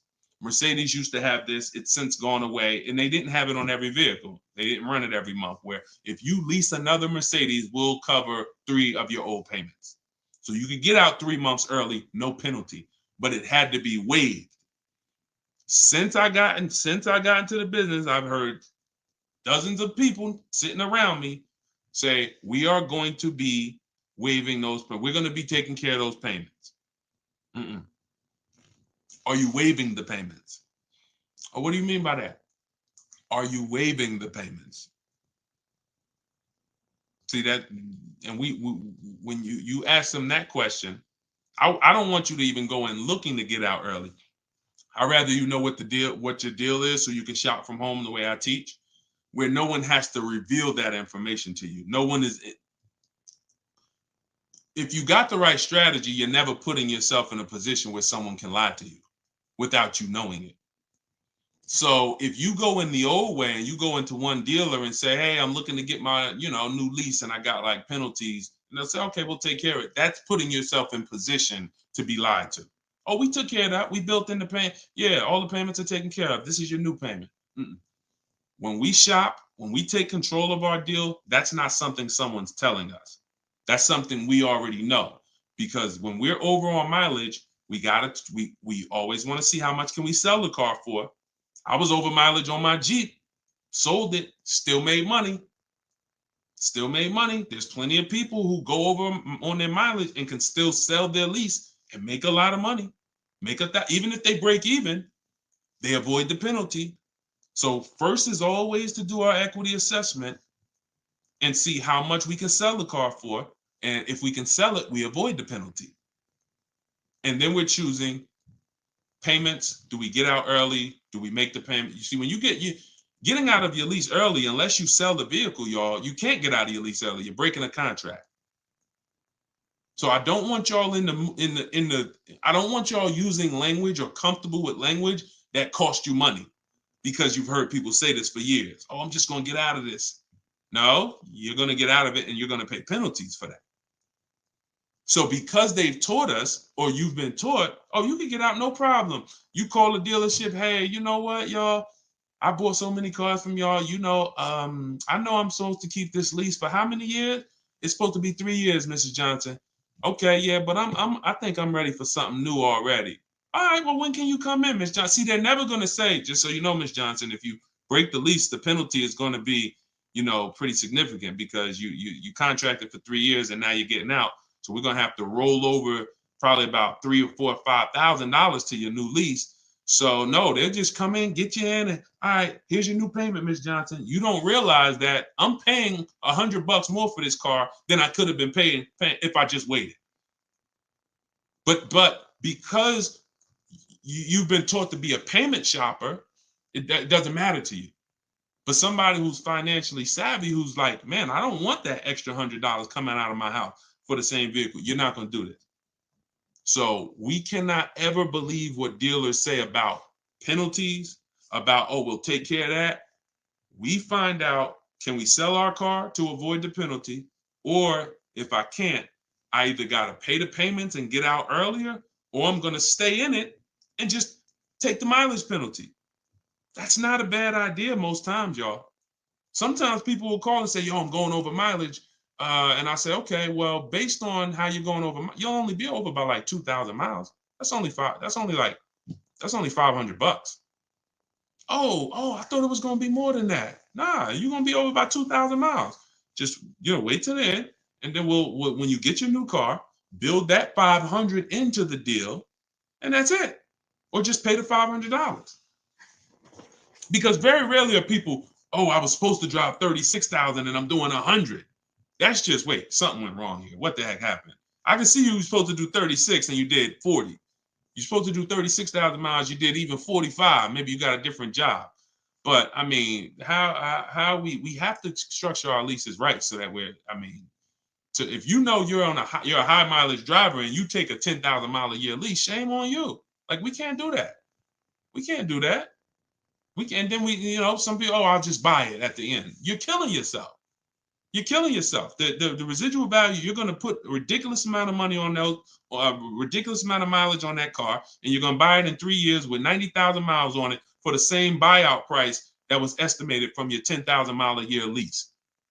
They estimated this buyout price is for a person who brings the car back with 30,000 miles on it. Here's the price. And then you bring it back with 90 and you pay the same price. Oh, I'm just going to buy it because I went over on the miles. No, killing yourself. You're realizing the loss. So again, this is why we want to be in your life. This is why I'm doing my best to be in your life so that you can avoid these things. Anybody who really wants to have somebody, like we're set up. We've been doing this for 3 years as far as a company, providing education. So, I mean, whether it's hundreds, thousands, dozens, we're set up to make sure that everybody who wants to protect themselves and get the best deals are able to do it. Paula, got my book. Phenomenal. Use it. Everybody that got the book, thank you. I appreciate you, brother. Thank you so much, Lord. I appreciate you. We're going to be doing these lives regularly. I think, this is the best format. I like to come and interact and really answer questions and really show y'all, why I want you to start treating cars, buying cars and leasing cars, getting cars like buying small houses. Most people treat getting cars like going to Walmart and getting a TV, big screen. You come back home and you're like, man, it's like you get an itch, but you get an itch for a $30,000 decision or a $10,000 decision. When you start planning out your car purchases the way I'm going to show you, and you go in with a system and a strategy, the way that's taught in my book is 7 steps. First step is deciding whether you lease or buy. 7th step is delivery. So by the time you get to step 7 in my book, by the time you get to step 7 of what I teach, you should be picking up your car or it should be being delivered to you. So it's not about learning and reading and then, okay, Deshone, I just read everything. I just learned everything. I just watched all the videos. Now I'm ready to go get my car. No, we're going to you learn by doing. And if I teach you a different way to shop, different things to do, by the time you get your car, you're going to be like, oh, I didn't need Deshone to tell me what to do step 1 through 7. I just needed him to tell me this is step 1, do that. And then when I'm done, I come back. Okay, Deshone, I did step 1. What's step 2? Here's step 2. Do this now.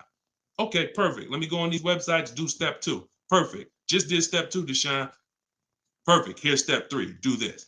And we found that has been able to guarantee success for so many people. And that's how they're able to get the same deals that I get. Like this is this lady right here, this young lady, like Taupe. She got a BMW $54,750 BMW, putting dealers against each other. She got it for $690 a month. She got the protection plan and raised it up. Her payment on that BMW. Now, mind you, if you can see on YouTube, if you can see on Facebook, you can see this slide. $690 a month. People are paying for that $54,000 BMW. People are paying $1,100 a month.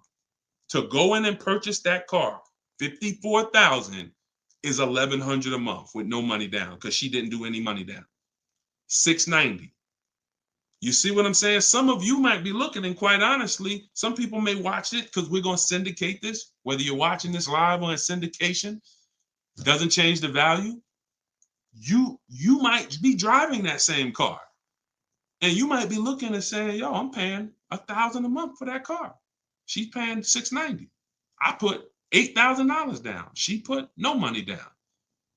We can't compare. You think Dave Ramsey, God forbid, and look, shout out to Dave Ramsey. I love what he teaches in terms of financial literacy. I love that he teaches people to invest and build for retirement and make sure I love that. But there's an area that he doesn't know what he's talking about, and that's when it comes to cars. See, look, credit is a big part of it has a lot to do with me helping you. Y'all don't hear me teaching credit. It's important. It's a complimentary topic for us to talk about. I talk cars, how to make sure you pay the lease for them. Yeah, maybe naturally. Let me get some credit tips too. Rodney, you could just go right to my TikTok bio, grab your book. It's 75% off. Click the link in my TikTok bio. You think she can ever listen to someone that tells her you shouldn't be leasing? She knows when to lease and when to purchase. She's not in love with that vehicle. She's not keeping that vehicle 8, 9, 10 years. So how can I drive this vehicle for the lowest amount of money in my household? I'm gonna shop all my offers. The dealer that wins the bid, I'm gonna see what it is. Oh, look at that. It's $690 a month. I'll take it. This is how we are going to keep thousands of dollars in our household. As things continue to go up, I need you guys to be spending, I need you not only to be making sure your cars are below your max budget so that every single month you're not growing tired and weary of your car payment. That means it just needs to be below your max budget. And then the second thing we need is to make sure that you are driving the best possible product for that money. You could be below budget and look at what you're driving for the money, and you're like, yeah, I'm below budget, but could I have gotten a better car for this money? Could I have gotten more car for this money? And I'm here to tell you that when you understand leasing, you're going to see there's no comparison. $690 a month for a daggone $1,100 a month vehicle to purchase. So short term, less than 8 years, we always lease. We never purchase. Now, in another episode, when we start talking about, in another segment, we'll talk about overpriced leases because every lease is not equal. Y'all gonna learn. We can't, every lease deal, even when you learn to shop, you must learn to shop. You must, because some 80% of dealers are overpriced on their leases. 80% of dealers who gave Tope a quote, let me come back from this screen.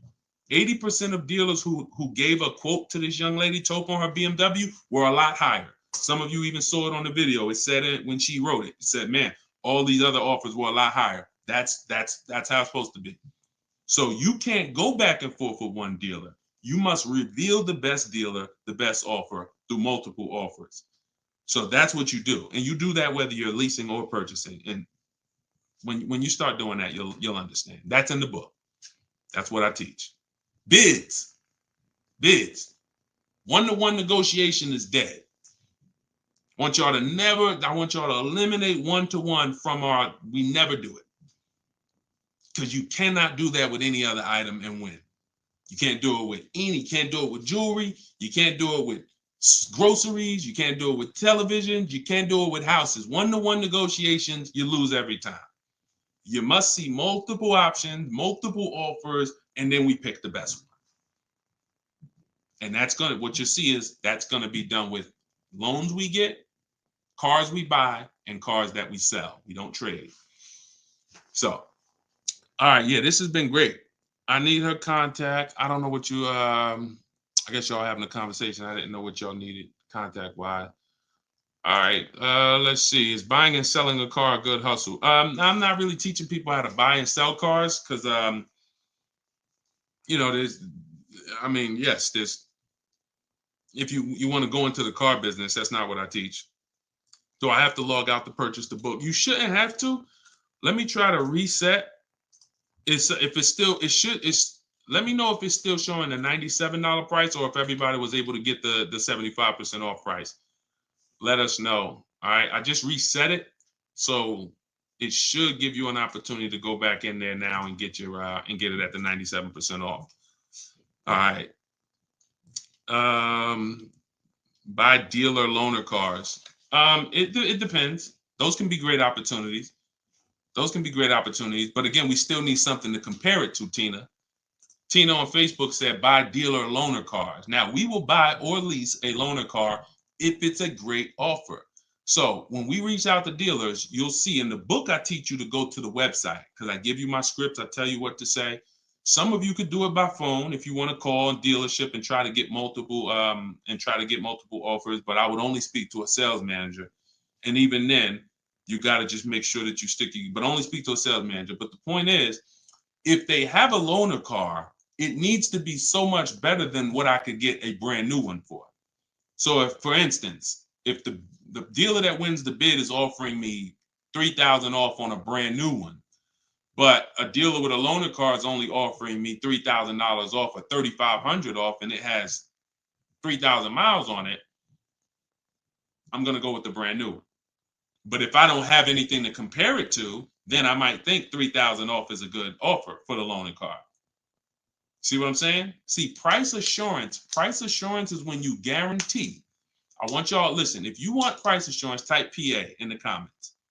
You want this every time you make a deal. Price assurance means I guarantee that I paid the lowest price that I could have paid. That's called price assurance. I want you to understand, some of you have been, though, is that possible with cars? That's what I want you to move from now on. I never want you to make another car deal without price assurance. How do you get price assurance? Multiple offers. It's the same way you get price assurance when you're buying groceries, when you're buying, spaghetti sauce. I know I saw enough offers to know there was nothing out there less. Not, I went in, I looked at one brand and said, I gotta have it. I like those. And it was $1 off. And I thought see, price assurance is the best thing with a car, because you literally can look at all these offers and say, this is the best one. It's amazing when you realize you're the prize. Some of you be like, man, I haven't been treated like I'm the prize. I know, we're gonna change that. When you use the systems that I want you to use, you'll realize, dang, I've been the prize the whole time. You mean all of these banks and credit unions would work this hard to try to give me, it's all these options I got? It seemed like before I really didn't know all my options. That's right. But when you now change the way you shop and you now move into a bidding mindset, everyone I'm going to do business with must win the bid. The bank, the credit union must win the bid. And then I'm going to give the dealers a chance to see if they can beat it. Now they bank's going to get a chance to bid. Very soon we'll talk about how to do that without affecting your credit. I want to show y'all this bank bidding war process. We have a specific way we shop for loans, credit unions, banks. We let dealers access our credit, and the way it shows as one inquiry when it comes to affecting our score. You must learn that, because when you see how much money is in the loans, you're gonna be mad. You're gonna be like, dang, I never shopped around the way I should have for my loan. I never shopped around. That's fine. No, there was no one to tell you. Now there is someone to tell you that if you have a $30,000 loan and the interest rate is 5.9, if you could have got 4.9, that'd have saved you $1,000. You get what I'm saying? If you have a $50,000 loan, 1 point on the interest rate, save you $2,000. So we must imagine if you could get 2 points lower, say you $4,000. So we are excited to try to get money off the car. We're going to be just as excited to make sure we're not giving that money in our loan. The banks are not loving us because we don't want the banks to like us. We want the banks to say, man, we barely making any money on this loan, but we'll take it. You don't want the bank to say, every time they need a loan, they just come right to us. They love us. Give them 5.9. They don't ask no question. Give them 6.29. Give them 7.2. Whatever. They're not gonna shop. No, we don't want that. So, all right, y'all. So I will be back for another segment. These are the things we're gonna continue to do. We'll be live on all 4 platforms. We look to partner with more platforms in the future. So if there's a platform that y'all think we should be on streaming, let us know. Right now, we are, Facebook, Instagram, TikTok, and YouTube. So it's been great. We had probably, consistently 400 or 500 people on here. And so if you want to get your book at 75% off, as long as the timer hasn't come down, you should click the TikTok bio. Name of the book is Car Shopping for People That Hate Car Shopping. If you Google it, you'll see it's already rated 4.94 on Goodreads. We have 31 reviews. So we're on our way to being a 5-star bestseller. And it's really the people using it. So I want you all to use it. Get it for 75% off. Normal price is $97. Download it immediately. Start to use it. If you're on YouTube or Facebook, you can scan the QR code and get your copy, or go to Deshone's book. Yes, Mandy. Facebook is the same handle, Deshone the Auto Advisor, on every channel, whether it's YouTube, Facebook, Instagram. It's always Deshone the Auto Advisor. So we'll be back to answer more questions. We'll be talking more about leasing, but we'll be talking more about deal structure, shopping, how to check and make sure cars are reliable. There's a lot of cars going out here with bad reliability ratings, bad longevity ratings. So they are not the cars that we need to be buying for keepers. We got things we got to look out for, y'all. Like, this is the tip of the iceberg. We're buying a car to keep. You know how many people have bought a car, it wasn't quality, we didn't check longevity. I thought I was going to keep it 8 years, 10 years, but car started giving me issues, transmission issues at 80,000 miles. I didn't know that. We got to make sure we're checking these things. We got to make sure we look into every, so we'll break this down step by step. I'll be going over my system, my 7-step system, and just going deep with pieces of it and answering you guys' questions. Borrow against your money in the bank. Yeah, that's fine. Whatever gets you the biggest net return, Tina. She said, I don't get loans. Borrow against your money in the bank. As long as, just whatever gets you the best net return. I'm just here to tell you that interest isn't the only loss on money. Opportunity cost is a loss when it comes to financial. If you were taking a class on finance, opportunity cost is real. If I could have put my money in something and made 10% on it, but my money was in a car and I didn't have that money, and that money is losing me 10% in the car. So let's just say I put the 20 grand in the car, and then every year that 20 grand is worth 2,000 less, then I'm losing. It's a negative 10% return every year on that 20 grand. When I could have had that 20 grand somewhere getting me 10%, use the bank's money at 4%, and now I'm still at a net positive when it comes to, am I richer at the end of the year? Am I richer at the end of the month? So I just say that to say we've been taught when it comes to finance, we just talk interest. Oh, I don't want to pay interest. I don't want to pay interest. But I'm here to make sure everyone knows the total package of why people who don't pay cash for cars, who could afford to, who literally can write $100,000 check for anything they want, why they don't. See, I'm not interested in, I'm interested in why the people who could pay cash for cars choose not to. And it's not what you've been taught. Some of it's not because, they just love debt. Now, these people have paid off houses. So these are the things that we're going to be talking about. So, and again, all in my book.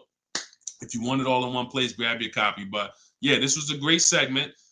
We will certainly be back. Always a pleasure.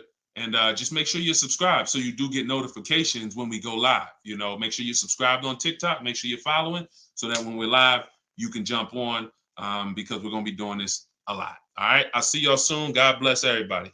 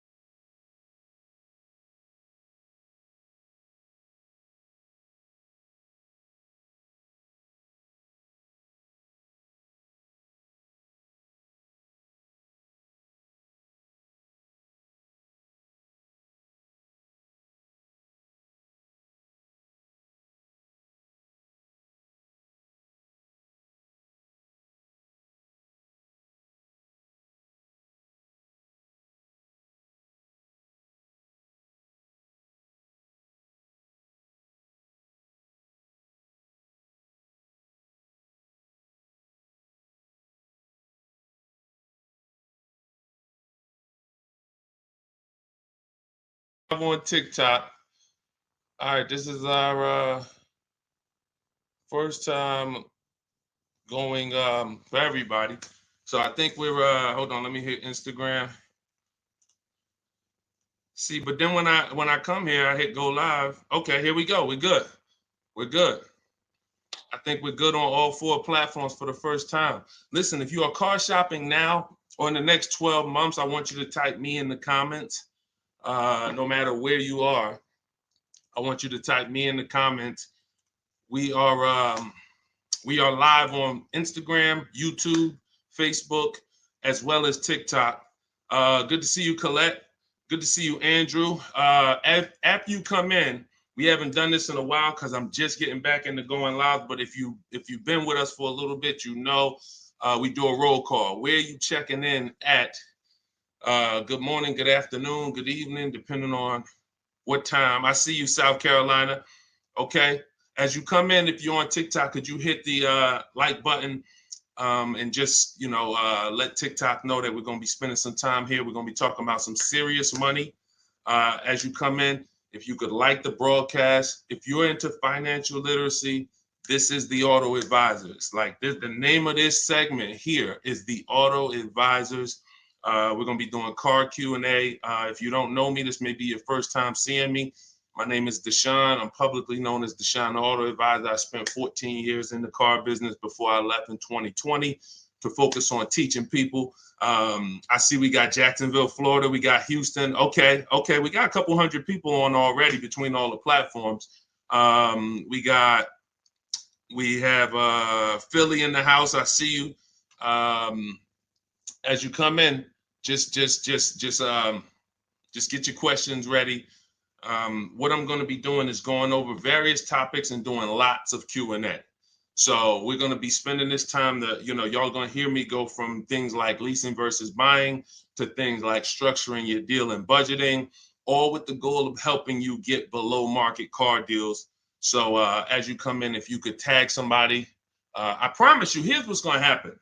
If one of your friends finds out that you've been following me, following the channel, using what we talk about over here to save money on cars, and then you didn't tag them and they find out later, man, I found this guy, Deshone, he's on, and you're like, hey, yeah, I've been following him for years. And they're like, man, why didn't you tag me? Why didn't you share the wisdom? So I want you to definitely do that. And I guarantee your friends will thank you. So as we come in, let's get ready for Q&A. I just want to make sure I did all the housekeeping. My new digital book, Car Shopping for People That Hate Car Shopping, is on sale right now. It's 75% off for our launch, so it will be 75% off the whole time that we're on. If you're seeing this video, you can go to deshonsbook.com, get your copy for 75% off. It's a digital book, and it's digital for a reason, y'all. It must be. I got links in there. I got links to scripts that you're going to be using. I don't want you guys having unpredictable car buying experiences. I want to see you having very predictable, controlled experiences. And in order for you to do that, you have to know what to say. And so I'm going to be talking about all of that. We'll be talking about all of this while we're on. So let's get to the Q&A. I just want to make sure you know, if you're on TikTok, you could go to my TikTok bio, get your copy. It's on sale for a couple minutes for 75% off. And then if you're on Instagram, you could go to my bio. If you're watching online, you can go to Deshone's book, or you can scan the QR code. All right, so let's get into it. Let me just make sure I can see the comments on Instagram. Let's see if I go live here. And okay.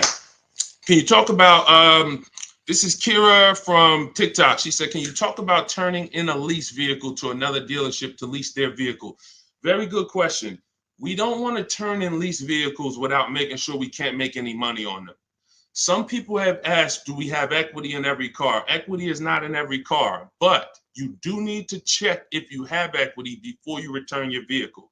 Here's how we do it. We're going to call our bank. We're going to get our payoff. We need to get our payoff. You don't want the residual value, because the residual value doesn't include any payment you have, anything. You need the payoff. And what that's going to do is tell you the price that you could buy the car for. Now there's a customer payoff. Can we light up the likes on TikTok, please, so we could get some attention and let people know we setting people free financially. If you on YouTube, if you on Facebook, if you could like the broadcast and tag somebody, I promise they'll thank you. So the first thing we're doing, y'all, we're never returning our leases. We are never returning our leases without doing an equity assessment. We got to check to see if we have any equity in our vehicle. We get our payoff. And then we're going to get at least 5 cash offers. At least 5 cash offers. What does that look like? That means you're getting offers from Vroom's out of business. Driveway, you're getting offers from, and I'm gonna tell you, when you do this, if you are selling a lease, you must put no when it asks, is the vehicle a lease? You must put no. And I'm gonna tell you why. The way these companies are set up, they're set up to buy vehicles. But in 2022, 2021, when they saw us making all this money selling our leases, a lot of the auto companies got the banks implemented what's known as a third-party restriction, which doesn't limit if you can sell your vehicle. It doesn't. It limits who you can sell it to. So we got to ask our banks, do I have a third-party restriction? And the way these buyers' websites are set up, the ones I just named, the Driveways, the AutoNations, the Kelly's Blue Book Instant Cash Offers, these are people who literally inspect your car, give you a check the same day, CarMax, Carvana, and we must get offers from all of them. See, we don't realize, as y'all learn more about saving thousands effortlessly and easily, you're going to learn it comes through bids. It comes through bids. It doesn't come through giving one person an opportunity to buy your vehicle. We must get bids. When we let the market bid on our vehicles, we're going to win every single time. We're never going to worry about if we overspent. We're never going to worry. This is all in the book. So everything I'm teaching y'all on this live and in my free vid, it's all in my book, step by step, 75% off, get yours. But you have to know exactly what the market will pay for our vehicle. We must know that, and that's very easy to do. Going to these websites, getting these offers. Their offers are really good. They put their best foot forward. Sometimes the dealerships, which are Kelly's Blue Book, Instant Cash Offer, AutoNation, they might try to, what they're trying to do is put a number online and see if they can stand by it. So we got to make sure we're very accurate when we tell people how much, what the condition is of our vehicle. But then we're getting offers. So if you get those offers, y'all, and you see that those offers are $1,000, $2,000, $3,000 more than your payoff, then that means you have equity. If it's $4,000 or $5,000, that means you have equity. And here's what you got to know. The customer payoff for our leases, when we're done, we're still talking about answering this young lady's question about what the lease in process is. She asks, should we return a lease and lease another vehicle from the same dealer or a different dealer? What I'm trying to tell y'all and get across to y'all is all of our transactions from now on, who we sell our car to, that's going to be different than who we buy our car from. See, y'all know that the car business has programmed us to give the dealership 3 transactions. We're going to buy a car from them. A lot of times we're going to trade our cars in, and then we're going to get our financing from them. What I'm telling y'all is, as you use what I teach and you really want to save thousands and thousands and guarantee your best deal, if you want to guarantee every time you get a car, it's your best price possible, type me in the comments. If you want to just type a G for guarantee. I want to know every time. In order for y'all to do this, we got to start separating our transactions. So I see you, Terry. I see you, Israel. I see you. Okay, so we all type in G's. This is what we must do to guarantee that we got the best price car. I see you, Father of Legends. I see you, Johnny Martinez. All right, we live on every platform. So when we are shopping, when assessing our equity is the first thing we do after we decide if we're leasing or purchasing. I'm telling y'all that in the steps of car buying, we got to know what order we do things. It's just like baking a cake. If we put the eggs in first and then we put the milk, and it said, no, don't put the milk in until, I don't know, you've let the thing sit for 10 minutes. You just put the milk in, it's not going to be right? So order is important. Shout out to the sharers. I appreciate it. And listen, I appreciate everybody who shares. I appreciate everybody who helps us spread this message. And in time, we're going to do something great for the sharers, because we can't do this without y'all telling people about it. So this is the equity assessment. We don't worry about what car we're going to buy yet. We don't worry about who we're going to get our loan from yet. Here's why. Until we know what our equity position is, we don't know what we're doing. Example, if you run your equity, you find out you got $3,000. Well, that money is as good as cash in your pocket, or you can put it into your next transaction, or you can put half in your pocket, half into the next transaction. Y'all see why knowing your equity position is super important? Here's another reason. Let's say we have negative equity. Negative equity means we owe more than the car is worth. In my book, I talk about, and you'll hear me talk about it in my free videos, there's only 3 things you can do with negative equity. You can pay it off. I call it paying the difference. You take the highest offer. If it's like 2,000 or 3,000 different, you just pay it off and you're now done with it. No baggage. You can transfer it within limits though. So when you go to transfer negative equity over, this is where we get to the point where negative equity can either stop our deals or it can literally kill our deal. The bank is only going to approve a certain amount above the value of the car we buy. So let's say we're buying a $20,000 car. The bank's not going to approve 30,000, 40, 50,000. They're going to look at the price and say, wait, car's worth 20. We might lend 26, depending on the customer's credit, but we're not lending 30. We're not lending 35 on a $20,000 car, which means if you have 8 grand, 10 grand of negative equity, you can't transfer all of that over because you're going above the loan to value ratios. This is why negative equity, knowing the cause, is important. And there's 2 causes.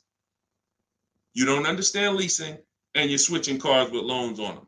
If there's an emergency, we understand that. I see y'all. Shout it out. We live. Literally, I see between all the platforms, we got about 400 or 500 people on here right now. So shout it out. Can we get the TikTok likes up? Can y'all keep tapping the screen on TikTok? Let's make some noise over on TikTok. But we're doing great. So this is why we can't move on. But I'm telling y'all, 99 times out of 100, I've been in the car business since 2006. I left in 2020. I left in 2020 and it hasn't changed. The cause of negative equity, 99 times out of 100, is you don't understand leasing. You buy cars, you're not keeping them long enough to pay them off and win with the depreciation. It's not just paying off the car. Some people say, oh, Deshone, I pay off my cars in 2-3 years. But your car's depreciated value is what you need to try to avoid. You need to try to avoid taking depreciation hits. And what y'all going to learn more from me is the 8-year rule. I've already done the math. I'm going to show it to you in time, if you just stick with us. But if you believe me right from the start, you're going to win. If you're not keeping cars 8 years, you're losing thousands of dollars not leasing cars. Does not matter how much you drive. Does not matter. Here's why. Listen. Who was taught? Oh, we lighten up the likes on TikTok. All right, I appreciate you, TikTok. Appreciate all of this. Let me ask you a question. Everybody on here. Who was taught never to lease cars? Be honest. I want you to type never in the comments. If you were taught never lease cars, if you've heard that from someone, I want you to type that in the comments. Here's why this is so important. This is all in my book. My book is called Car Shopping for People That Hate Car Shopping. It's a digital book. And for the grand opening, it's not a store. For the launch of the book, the official launch, we're doing 75% off for everybody. So you could go to my TikTok bio, you could go to my Instagram bio, you could go to deshonsbook.com, or you can scan the QR code and you can get your book for 75% off for a couple minutes. So we have a lot of people who were taught never lease a car. Never lease a car. Let me tell y'all how much. I'm going to give you a little sense on how much that's cost you. And then, we'll go deeper. Everybody, let's say you're a person who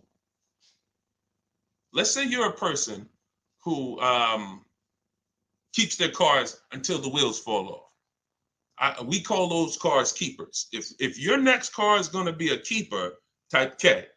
That means I'm going to keep this thing until the wheels fall off. I'm going to keep this thing 8 years minimum, 10, 12, 15. That's what I do. I see you, Abby. Now, the benefit about buying a car and keeping 8+ years is you get to outlive all the depreciation. Your car loses X% of value the day you get it.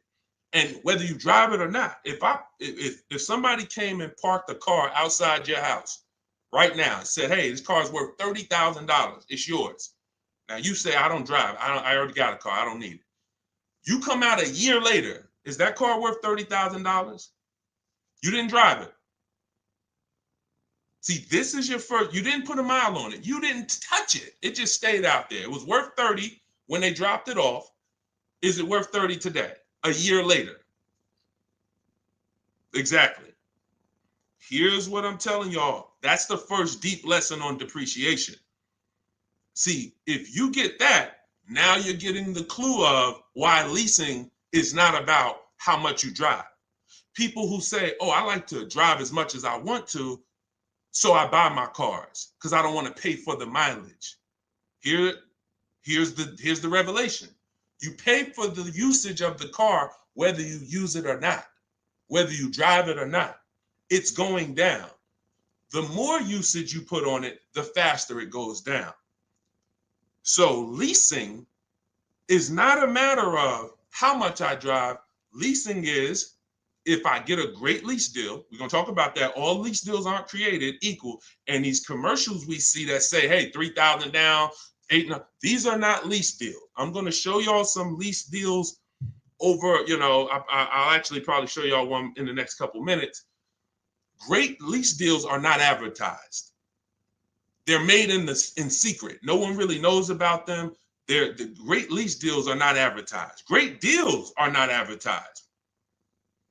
Great deals are not advertised. So you can't judge the lease pricing by what y'all see in these commercials, or it's not going to make sense to you. But when you get great lease deals, it is no comparison. The name of the game is, will I pay less with a great lease deal in depreciation than I would pay if I purchased that car? That is the name of the game. And when I look and see, all right, if I get a great lease deal, I'm only paying 30% of the car's value, 35, 40%, 45%. But if I bought that car, regardless of whether I paid cash, regardless of whether I got a loan on it, the asset, the value of the car is going to go down by more than that. So what we're doing when we're leasing versus buying is we're trying to hedge against depreciation. We're trying to acquire a car that says, based on how I got this car and the price I'm paying for it over 3 years, it's thousands less than if I would have went and purchased that same car and just took the value of the depreciation. And this is what I'm telling y'all. They've hid you can't understand this when you're just tied into payments. And a lot of you know, payments have nothing to do. Some of you who are a little bit more financially savvy, payments have nothing to do with the deal on the car. If you don't know that, you're going to learn that the more you hang out here. Payments have nothing to do with the price of the car, the deal on the car. That's just the financial tool. That's just what you've attached to the asset.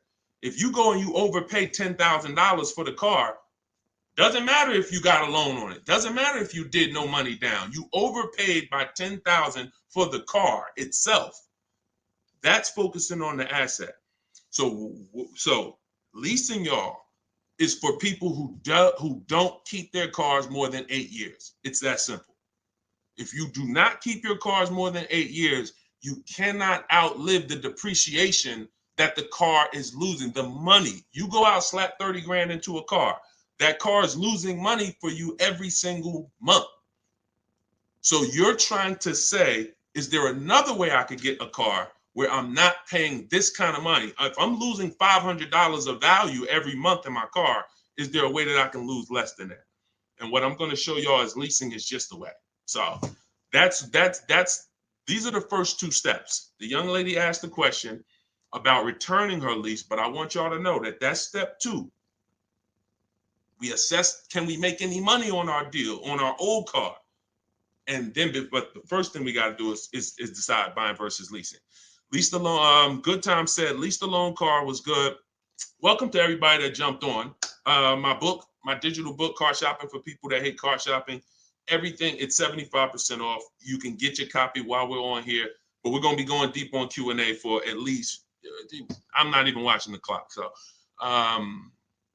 Just go to my TikTok. I don't think you're going to leave the broadcast either. If you go get your copy, go to my TikTok bio, go to my Instagram bio. If you're on Instagram, wherever you're at, if you're on YouTube, scan the QR code or go to deshonebook.com and get your copy so that we can go deep on this. I don't want you trying to just remember everything that I'm teaching. I want you to have a reference point, and it's affordable for everybody. It's normally $97. Okay, let's go. Things are way too complicated to fix now. I guess you're talking about when it comes to cars, electronics. Another reason people don't feel as confident keeping their cars like they used to is because the cars are getting a little bit more complex. It used to be very simple for you to find a good car, keep it 10, 12, 15 years. There's still cars out there that you can confidently do that if you make sure that you're checking the reliability of the car, checking the longevity of the car. We do this on Google. We have to make sure the cars we're buying are good cars. Then we can certainly avoid, you know, a lot of these cars. But yes, that is a lot of people don't feel as confident keeping cars long term as they used to. How about a lease to buy at the end compared to straight out buying? Cousin Al, that's a good question. He said, how about buying a lease to purchase? Who's heard of that? Who's heard that term before? A lease to buy on a car. You may have heard it with a house. If you've heard that, if you've heard that, let me tell you why that's a bad idea. We're mixing two strategies. See, there's nothing better than for the long-term person than us buying a long-term car, making sure we pay less than everyone else. That we're gonna do that. We're gonna get you stay around me. You learn from what I do, what I teach. You're gonna get below market car deals, new cars, leases, pre-owned cars. The best way to save the most money on a car is to buy it. You could decide new or pre-owned. It's really pre-owned, and you keep the thing 10, 12, 15 years. Because your cost per year is going to be so low. When you look at how much money you paid for the car over the long run, it's going to be like, wow, I only paid $2,000 per year, or $500. The longer you keep. The second best way is buy a new car. Keep it forever. Brand new, keep that thing 12, 15 years. But most people are not doing that. And if you're not going to do that, that doesn't mean you can't switch up. But if you say, Deshone, for my next car, can we keep sending the TikTok likes up? If y'all are enjoying this, could y'all please hit the like button? We got probably 400 or 500 people on here still. If you could hit the like button, that would be great. And I see all the gifts. Thank you. Everybody who's sending roses on TikTok, gifts and all of that, stars. Thank y'all very much. But what you got to know is, what is the strategy for this next car? Is that 8+ years? Then I'll buy it. There's nothing better than that. I'm going to buy it. But you got to realize buying comes with what, y'all? Maintenance, upkeep, repairs. That's what it comes with. But we win when we buy. We win 8, 9, 10, 15 years later is when we win with a purchase. You don't win with a purchase 3, 4, 5 years because the person who's leasing is paying so much less than you. If they got a great deal, they're paying so much less than you to drive a brand new car. It doesn't, like, you don't win. You can't win. But in the long run, you will. So you got to ask yourself, this next car, is it 8+ years or is it less than 8 years? And if it's less than 8 years, then I got to go to my lease strategy. And that could be for my, you know how many people out here, y'all, they're like, oh man, I buy my cars, I keep it till the wheels fall off. I'm not leasing. Yeah, but what about your spouse? What about your children? That car you buying for your 22-year-old college student, are you think they're keeping that car for 8 years like you are? No, probably not. Then you should be thinking about, you shouldn't even be thinking about, you should be going to the lease play for them. You know how many people have put their kids in a $21,000 car paying $500 a month, $20,000 Toyota Corolla, paying $500 a month because they wanted to buy them their first car, and they go get them a $20,000 Corolla that they could be leasing for $300 a month. And then that kid wakes up in 3 years and they're like, man, I'm paying $450 a month for a Corolla. I don't really like the car. Plus it's kind of expensive. This is what happens. I've seen it millions of times. Some of you may have experienced this. Your first car might have been like that. Maybe your parents went and got you your first car and purchased it. But I'm telling you that if they understood leasing, they could, especially if you were going to pay the bill, they would understand. we're not keeping this car long enough. We should be leasing it. And so I'm going to keep hammering now. I'm never going to stop hammering because we got years and years of bad information that we got to unravel. People who've been doing damage, y'all. Big audiences, big platforms, just telling people, oh, leasing is the most expensive way to own a car. Guarantee you, if I had 10 minutes on them with a live and I bet them $100,000, are you willing to bet 100? Just let me just ask you. You sound very confident when you're talking to the public. They don't realize how much money they're costing you. So my question would be, if I can show you that advice you're giving them is completely wrong financially, will you pay me $100,000? Will you take the bet? Because if you're willing to say that, stand on it. That's what they tell y'all. Exactly. He said that's what they tell us. See, and that's why I'm here. That's why it's very important what we do. That's why it's important when you share, when you tell somebody about these broadcasts, when you tell somebody, watch what they're doing over there at the like we're coming in to unravel years of bad advice. And a big part of that is leasing. Not the only part, but a big part of that is leasing. But you cannot all lease deals aren't created equal, y'all. Lease deals are when we shop for lease deals, you must get bids. And I'm telling y'all, you must get bids for everything. We'll talk more about that as we continue to go on. All right, let's get to some more questions. Why are taxes added to a buyout when they're already included in the paid? Somebody said, Christina on TikTok said, why is taxes added to the lease buyout price when it's already included in the monthly payment? Well, it's only included in the payment for the portion of the car you're leasing. So when you're paying for, your 30-40% of the car, 50%, the better lease deal you got, the lower percentage of the car you're paying towards over 3 years. That's what the tax is calculated on. That back end, which is when the car goes back to the bank or the next buyer, there's no taxes factored in on that. Depending on your state, sometimes they will put tax on the payment, but they're not usually. I don't recall ever seeing a case where they're taxing you on the whole car because you're not using that portion of the car. That's why when you lease, when you look on your credit report, you'll see the only part you're responsible for is the part that you're using. So even though the car might be 40 grand, it might say balance owed 18 because you're only responsible for that 14. You're not responsible for the back end. All right, we lighten up the likes on TikTok. Appreciate y'all. I see you, Lisa Vasquez. Welcome. Kat, I see you. All right, let's go. Let's continue to rotate questions. What happens to my down payment on the lease? See, a lot of people asking about leasing. This is good. This just goes to tell you something. A lot more y'all gonna lease when you understand it. In fact, when you understand it, your next car will be a lease. Quite honestly, unless you can guarantee me, Deshone, I'm keeping it 8 years. If you say, Deshone, I'm keeping this thing 8 years, you go ahead and buy it. Don't think about leasing. Go ahead and buy it. But if you cannot confidently say I'm keeping this car at least 8 years, and you're gonna learn, I'm gonna do a upcoming show where I show y'all my screen. So if you're on TikTok, make sure you're on YouTube or make sure you're on Facebook. If you're on Instagram, because y'all are not going to be able to see my computer screen when I actually go deep and show everybody, my screen and we compare. I'm going to show you all the numbers because I'm not going to sit here and I don't want y'all thinking this is my opinion. This is by the numbers. So Good Time says, what happened to my down payment on the lease? So you should only do a down payment on the lease after you've already verified you got a great deal. Pay attention. This is very important. Once you down payments, y'all, never come into play until we verify we got a great deal. This is all in my book, Car Shopping for People That Hate Car Shopping, my digital book.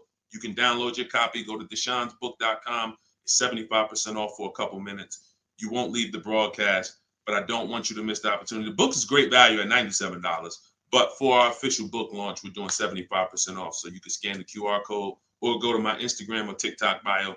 Get your 75% off book.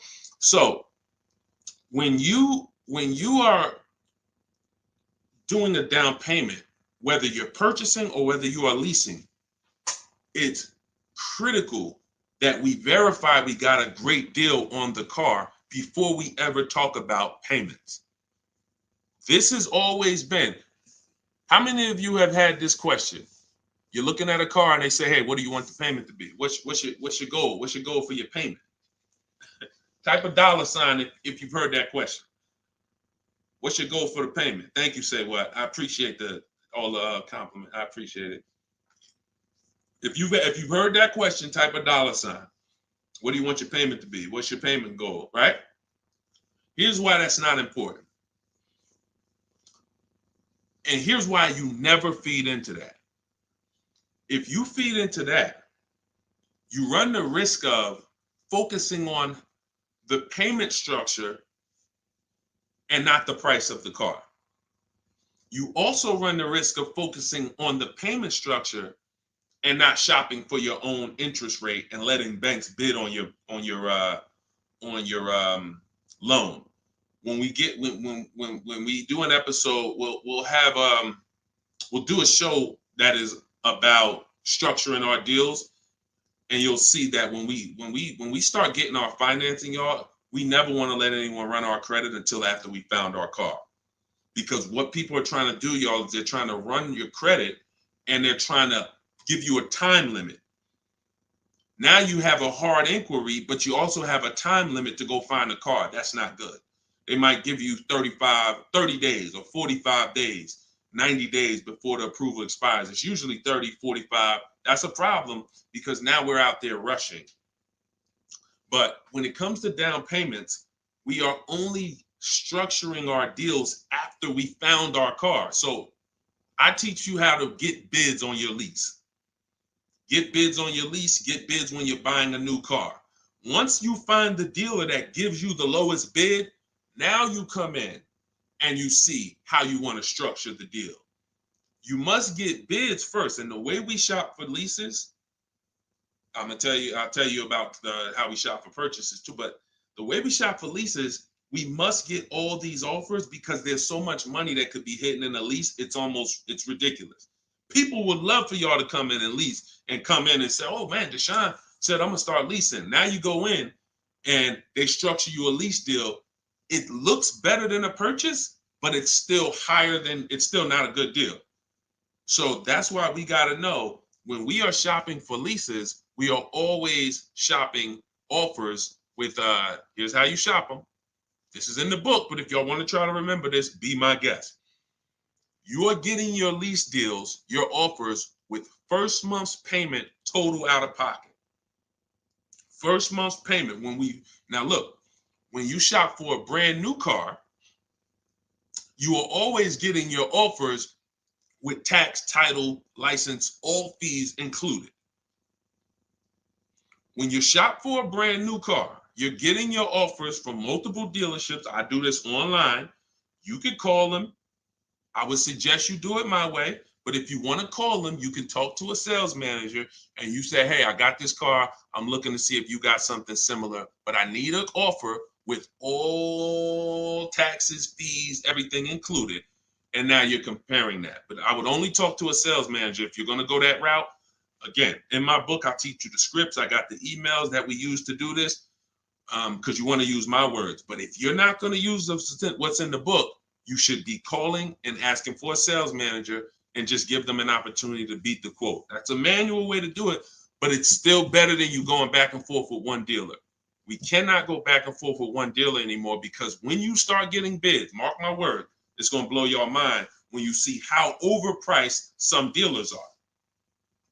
When you see how overpriced some dealers are, it's going to blow your mind. So in order for you to shop your lease quotes, you're shopping your lease quotes with no money down, so good time. When you talk about what happens to your down payment on a lease, well, you're not putting your down payment down until you got a great lease deal. So you get your lease deal, first payment, and then you divide that into the monthly payment. Into the MSRP. Very important. Let me give you all an example. Pull up my calculator. So let's say I got an offer of $500 a month on a $40,000 car. That's what's called a 1.25% lease. You take the monthly payment and you divide it into the MSRP. That gives you a percentage. The lower percentage, the better the deal. And this originated from some of who's heard me mention the 1.5% rule for bad lease deals. Type me if you've heard that. No, you don't have to tell them you're pre-qualified before you go. It's not even a question. We're just shopping for the price of a car. So you've heard, okay. Okay. So, see, and I looked at another question while I was in the middle of answering one. So, wait, we were talking about lease quotes. We were talking about, okay. Okay, that's right. The 1.5% rule. So when y'all hear me mention the 1.5% rule, I'm telling y'all, again, it goes back to the fact the lease, the name of the game with a lease is how much can I pay for a car over 3 years that I'm giving back? The lower, the better. So since the beginning of time, people who got great lease deals knew about the 1% rule. The 1% rule said, if I buy a car, if my lease payment is 1% of the MSRP or below, it's a steal.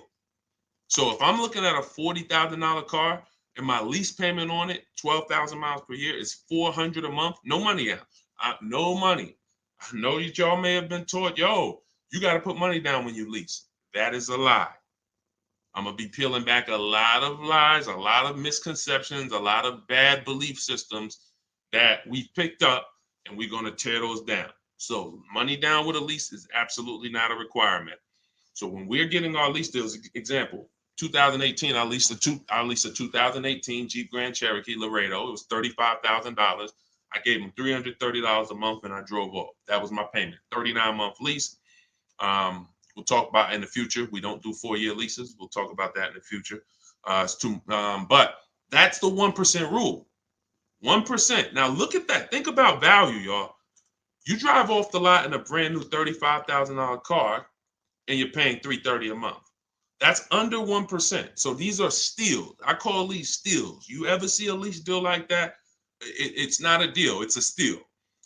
Now, in order to get that type of deal, you need a great lease program. So we can't.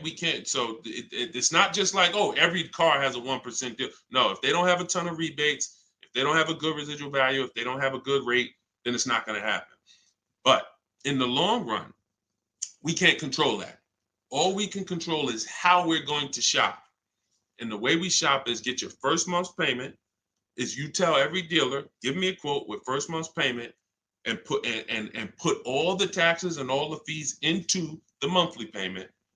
And then you let me know what that is. And you have to know the MSRP, because you divide that monthly payment into the MSRP, and that's going to tell you the percentage. If you see 1.35, 1.45, 1, these are good deals, really good deals. We still need to compare, because I got people who are getting, look, if we don't compare, you could be in trouble. You don't want to just take a deal.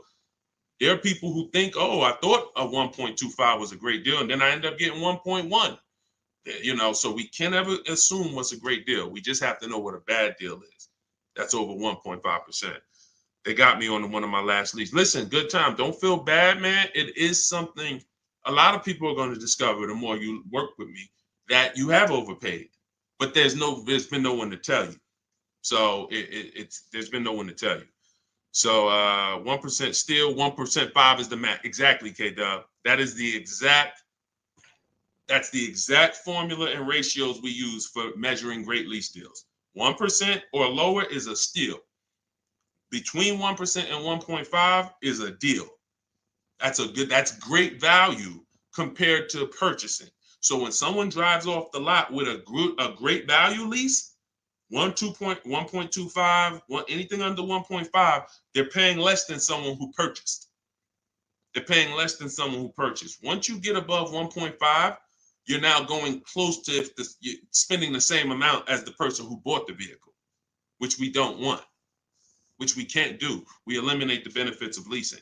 And some lease programs y'all are going to see are bad. You shop multiple offers and the lease programs are bad. We can't get those leases.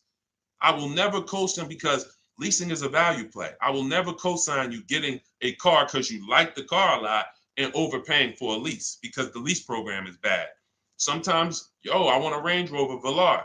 The lease program is bad. All right, well, I'm going to go get a Genesis GV870, And then, you know, maybe in 3 years, the Range Rover lease program will be good. But right now, I'm not going to do it because no one loves a car that they're leasing. You always just like it. If you're leasing, you're switching cars every 3 years. You don't love anything. When you love a car, you buy it, you keep the thing 10 years. That's love. But typically, a person who's not keeping their car long term, you get, you know, you 3 years, you're like, okay, I could get another car. 5 years, you know, people who buy cars to keep, they don't think like that. Like, they ain't even looking for a reason to get rid of it until, you know, transmission goes out. And then I always joke because as a keeper, what do you do when the transmission goes out? If anybody on here has bought their cars and kept them till the wheels fall off, when the transmission goes out, what do you do? What do you do? See, you're not a keeper. You're not buying a car to be a keeper. That transmission go out, you ready to get rid of it. You ready to get rid of it. Look, a lot of people are like, no, I go fix it. I go get another transmission. Exactly. All right. All right, let's keep the questions moving. Welcome to the people who just jumped on. Happy to have you. If you're enjoying the broadcast, could you please make sure you are subscribed to us on YouTube?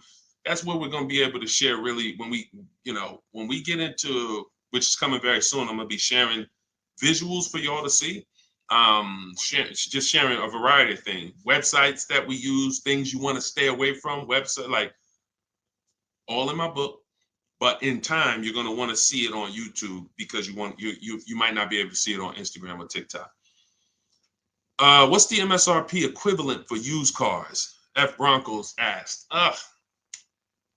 Here's what who's purchased a used car? Type a U. If you purchased a used car before, type a U. Type a U if you've purchased a used car before. Okay, I see Al Boogie, I see FL Bronco, I see Amore, I see Justine. Okay, every platform. Ebony Eyes. Okay, Larica. All right, I'm gonna give y'all the biggest. This is gonna be major, y'all. And you're gonna see like, wow, how the heck could we even know we're getting a good used car deal without knowing this? Tell y'all how important it is to have the original MSRP of the car you're purchasing. So I have a 2020 Infiniti QX 60 truck. I bought it a year ago. It was 3 years old. Now I saved 42% off the price when it was brand new. Here's why it's important. We don't know when we're shopping on these used car websites. I call them marketplaces. Y'all are going to see in my book, if you do get my book, or even in my videos, you'll hear me talk about the multiple marketplace strategy where we're on these used car marketplaces. We got to be on all of them. But here's what they try to sell you on, because it's based on who's paying them. They're trying to sell you on market value. The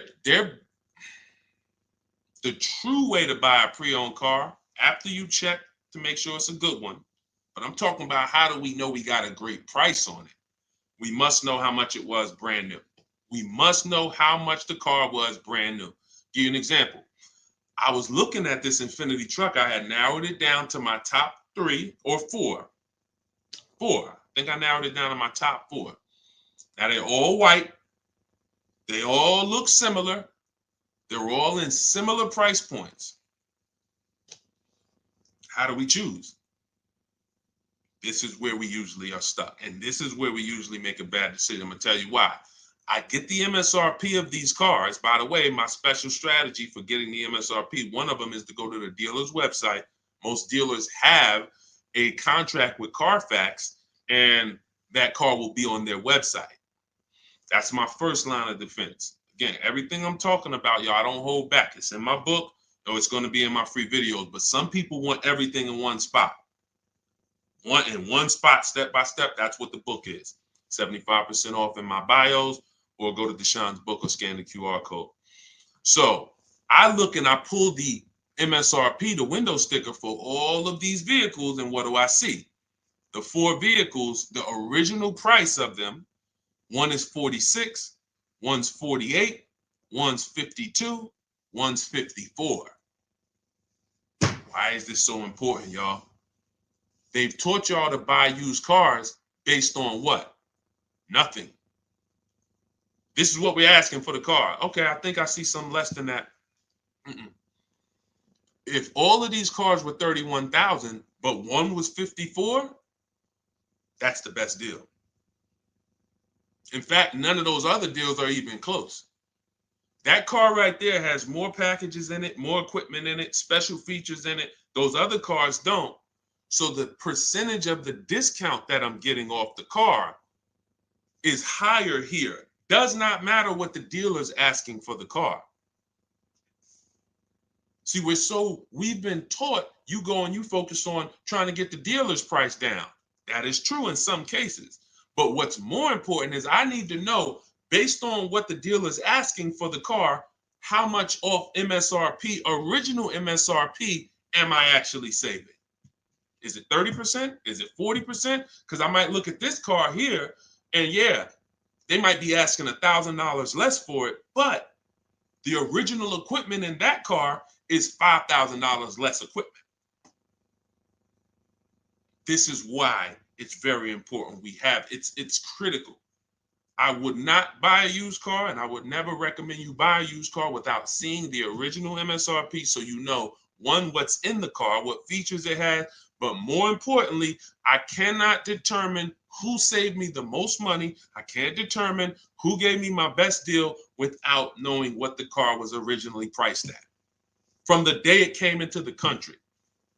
And y'all, unfortunately, and I hope it's nobody on here, but unfortunately, we probably do have it where during the pandemic, people were paying 90, 95, 100% of value for used cars. When I mean a Toyota Camry that brand new was 30, they were paying 29 for it, and it was 3 years old. See, I call this true value percentage, TVP. Y'all are going to hear this.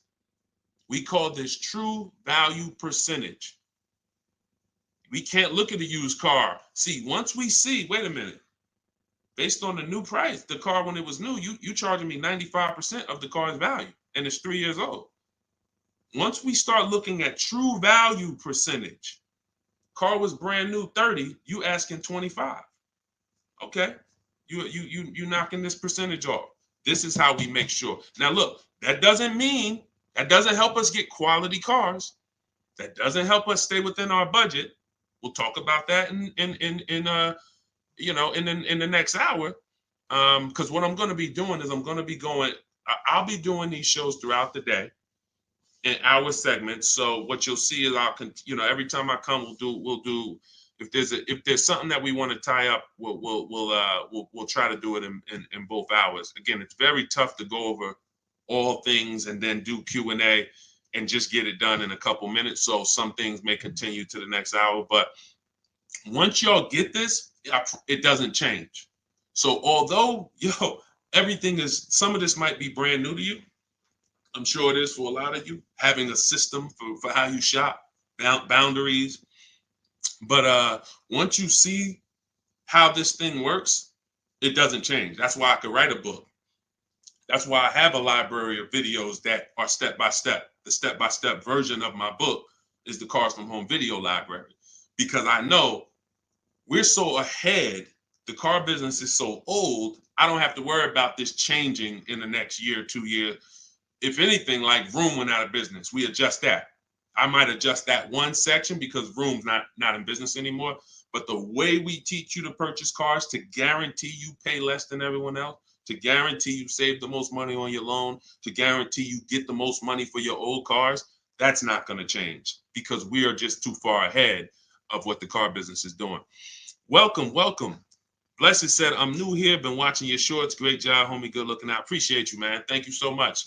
If you're not subscribed yet on YouTube, could you make sure you subscribe? Everybody who's on any other platform, if you could subscribe to us on YouTube, that's where we'll be, able to put a lot of our widescreen stuff so y'all can see. We're gonna teach, but what y'all gonna see, even in the book, it's not teaching and then you're trying to memorize it. It's just shop different, When you shop different, you'll see, oh, this is a better way to shop. And then you're going to learn by doing. It ain't learning by memorizing. Hey, thank you, Sonny. Said, just purchased my ebook. Thanks for sharing. My pleasure. Everybody could get it for 75% off in my TikTok bio or my Instagram bio, or you could go to deshonesbook.com or scan the QR code, no matter where you're at.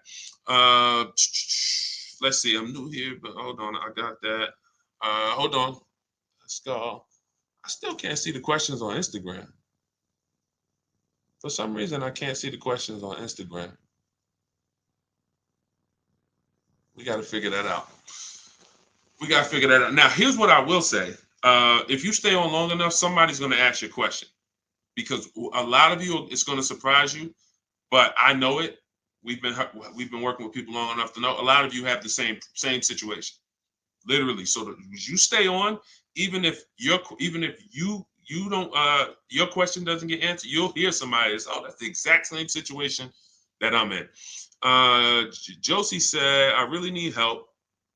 I'm interested in buying a 2001 H1 with 70,000 miles, 75,000.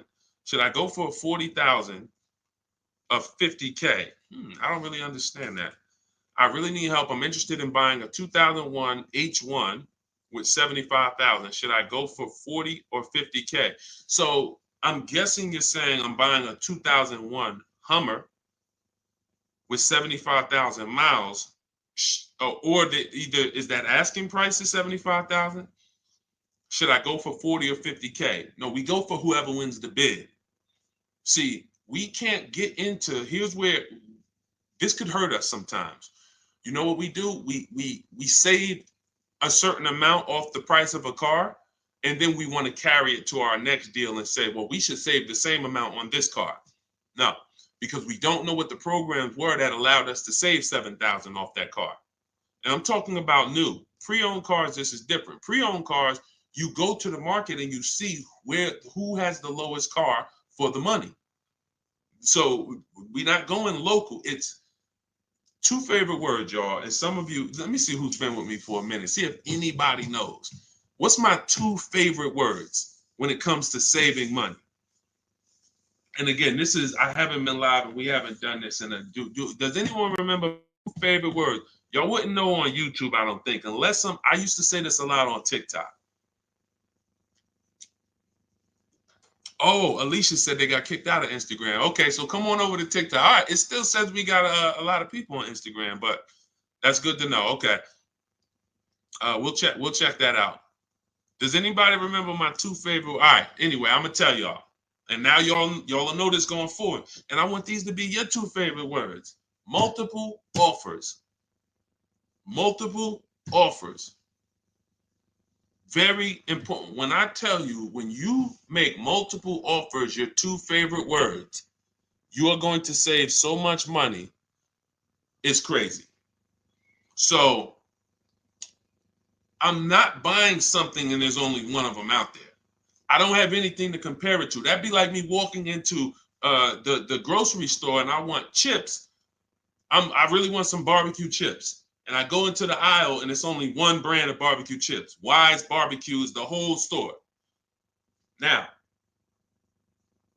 I don't know if they're charging me a good price because I don't have anything to compare it to. They might say, oh, bag of chips, $4.99. Is that good or not? Well, we don't know.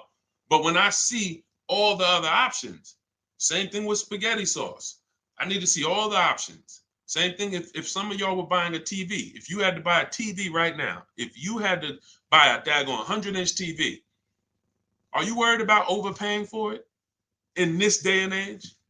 No, because you know, man, I'm going to go to Amazon, I'm going to go to Best Buy, I'm going to go on this Walmart.com, and by the time I see some options and see what they pricing at, I'm going to be able to choose the best one in 10, 15, 20 minutes, right? That's what comes through. That's price confidence. That's called price confidence. And the only way to have price confidence, to eliminate that feeling of, oh, did I overpay? You think I paid too much for this? Is to learn multiple offers, multiple options. So what you should be doing, Josie, is looking at so many H1s, wherever they are, that I know I'm not going to overpay because I see them all. I see where the price, and I'm gonna teach y'all, this is in the book, and I'll teach y'all in my video. We set up accounts when we're shopping for a new car, because once we know where the prices are, we want to be alerted every new car that pops up, every single used car that pops up, you want to get alert on it. You want that thing coming to your email the minute they post it, because everybody else is not going to be able to move on it because it's too fast. They need time. They need to, oh, let me see it. Okay. But if you know the used car market, like I'm going to teach you, if you know the low prices on this car is 40, the high prices is 55. Soon as that one pops up at 41, you don't have to hesitate. Speed is what gets people deals a lot of times, y'all. I've sat in front of people and I'm literally offering them, and this is back when I was in the dealership, and I'm literally offering them, like, the dealership is making no money. That's how good of a deal it is. And I'm like, listen, miss, like, I'm just telling you, we're making no money. We gave you everything. But they didn't take it. And I'm gonna tell you why. I can't blame them. They didn't have enough other offers to feel confident that what I was giving them was the best. That's the problem. So in order to have price guarantee, price assurance, for us to know that we are paying less than everyone else, we have to see multiple offers. And then in order for us to guarantee that we have not, that's just what it is. Price assurance comes through multiple offers. And then we have to get a quality vehicle. Okay. So all of this I will teach. It's hard to get, maybe like a lot coming at you at once. That's why I would love for you to get the book, Car Shopping for People That Hate Car Shopping, so you could dig into it, so you can see that everything that I teach is methodical. I don't want you trying to remember this. Get the book, take your 75% off for the launch of the book, and then dig in and you'll see, wow, he has this thing set up in systems so that I don't have to be trying to remember what to do. I don't want y'all trying to remember what to do when you're out here shopping for your car. I want you to have a roadmap, a blueprint, and that's what 7 Steps to Saving Time, Money, and Avoiding Dealerships is. Thank you, Curtis. Appreciate it. 10-4. Oh, 10-4. Thank you for the guidance. It's a rare vehicle. If it's a rare vehicle, that's fine, but you don't want to overpay for a rare vehicle. You need to see enough of them to know that you're not overpaying. You don't want to sit there. You know how many people got a rare house? Your value's down. You know, I got a rare house.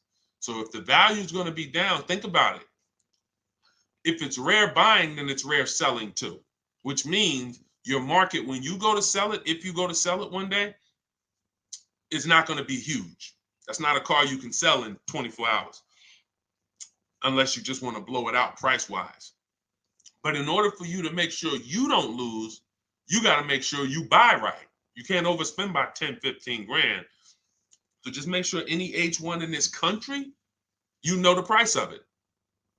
That's all. If I see one over, it could be all the way over on the other side of the country. If I see the price, then I know what the market is. It doesn't matter if it's over there. If they're asking 10 grand less and it's a good car, has great service records, has great title history, has great accident history, doesn't matter. That shows me that's the market price. All right. Thank you, Josie. I'm glad. Enjoy it. You're going to be able to get to any car you want. And you have so many strategies in there for later. If you're buying a used car now, it's in there. If you're going to be leasing, it's in there. If you're going to be buying, you're going to know, all right, man, I want to get a lease for my spouse. Or, hey, you know what? I'm going to get a lease for my kid. Or you just might buy everything. But sometimes you might want to buy brand new. Sometimes you want to buy pre-owned. It's all in there. Different strategies for how you get to below market deals on each one.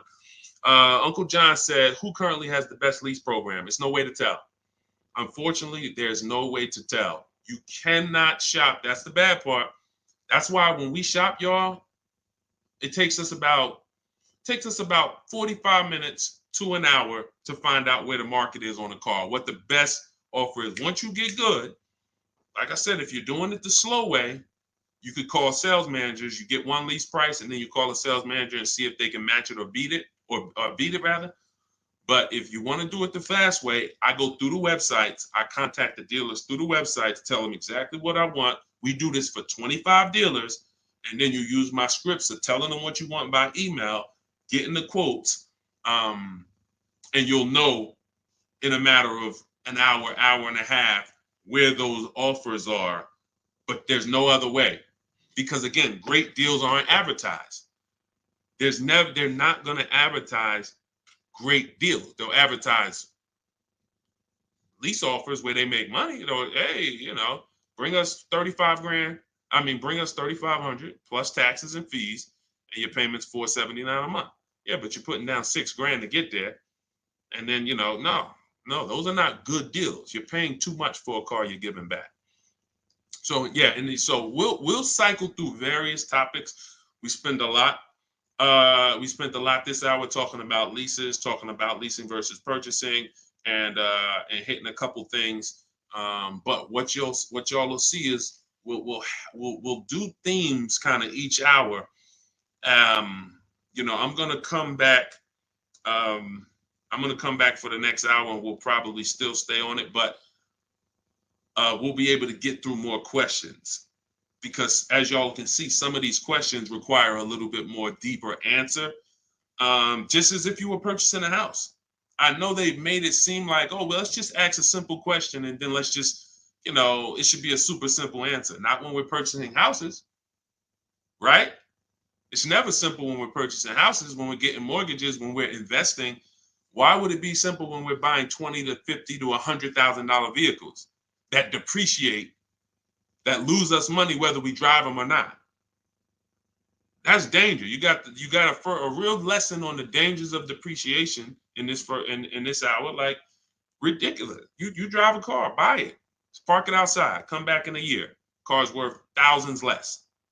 You never drove it, never got behind the wheel one time. So when you have that type of product and you're coming into your household, it can drain you of money if you don't structure your deal in a way where you've minimized your losses. The name of the game is to minimize the amount you're losing on these cars. Cars are depreciating assets. You can't make money on them.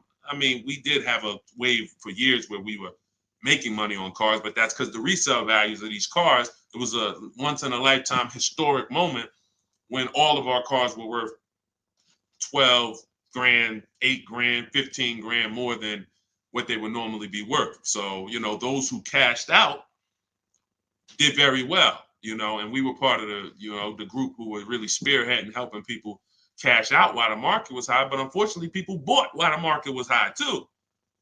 So this is we'll be talking more about these things every hour. So lease good for bad credit. Now what you're gonna have to do is set yourself up.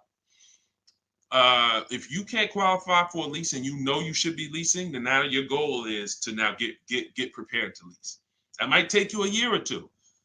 And we're going to talk about how we buy an inexpensive car to get set up for a lease. We don't go out and buy a $20,000, $30,000, $50,000 car when we know credit's not where we want it. But if you give me a year or two, I'll get myself up to a 650, 670. I'll use an inexpensive car to build a good payment history, because I'm paying more for interest because my credit's not good. So the last thing I want to do is buy an expensive car and have a higher interest rate. Now, when I go to switch out of that car in 2 years, because I'm ready to get my brand new lease, now I got 10 grand of negative equity. That's now, first it was credit stopping me from getting the lease. Now I got too much negative equity stopping me from getting the lease. These are two things we want to avoid when we're trying to set ourselves up. And the way we do it is we make sure we buy the least expensive car we could get a loan on. We want the smallest loan possible.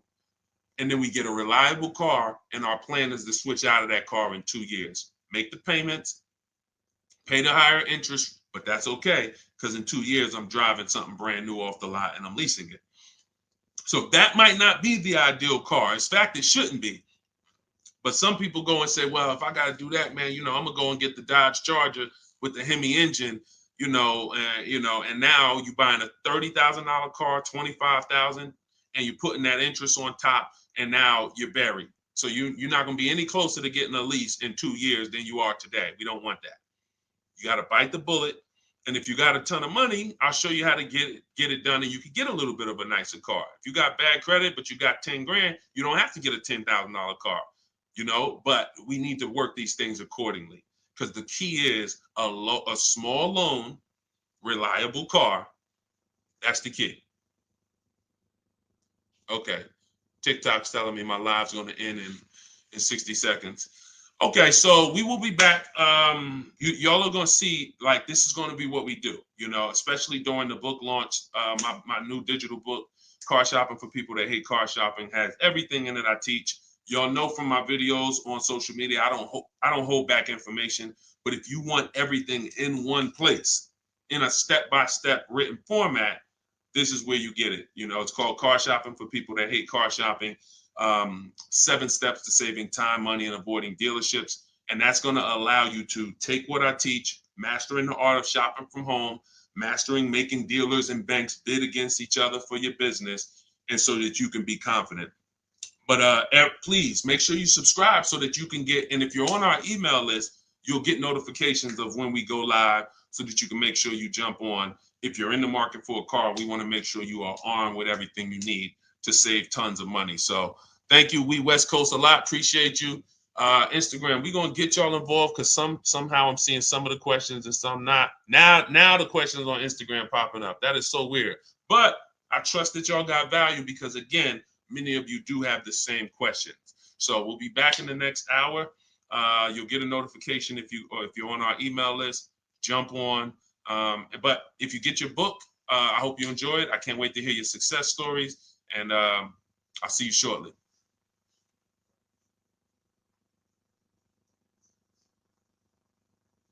Oh, and if you need the book, it's in my TikTok bio. Some people are saying, where do I get the book?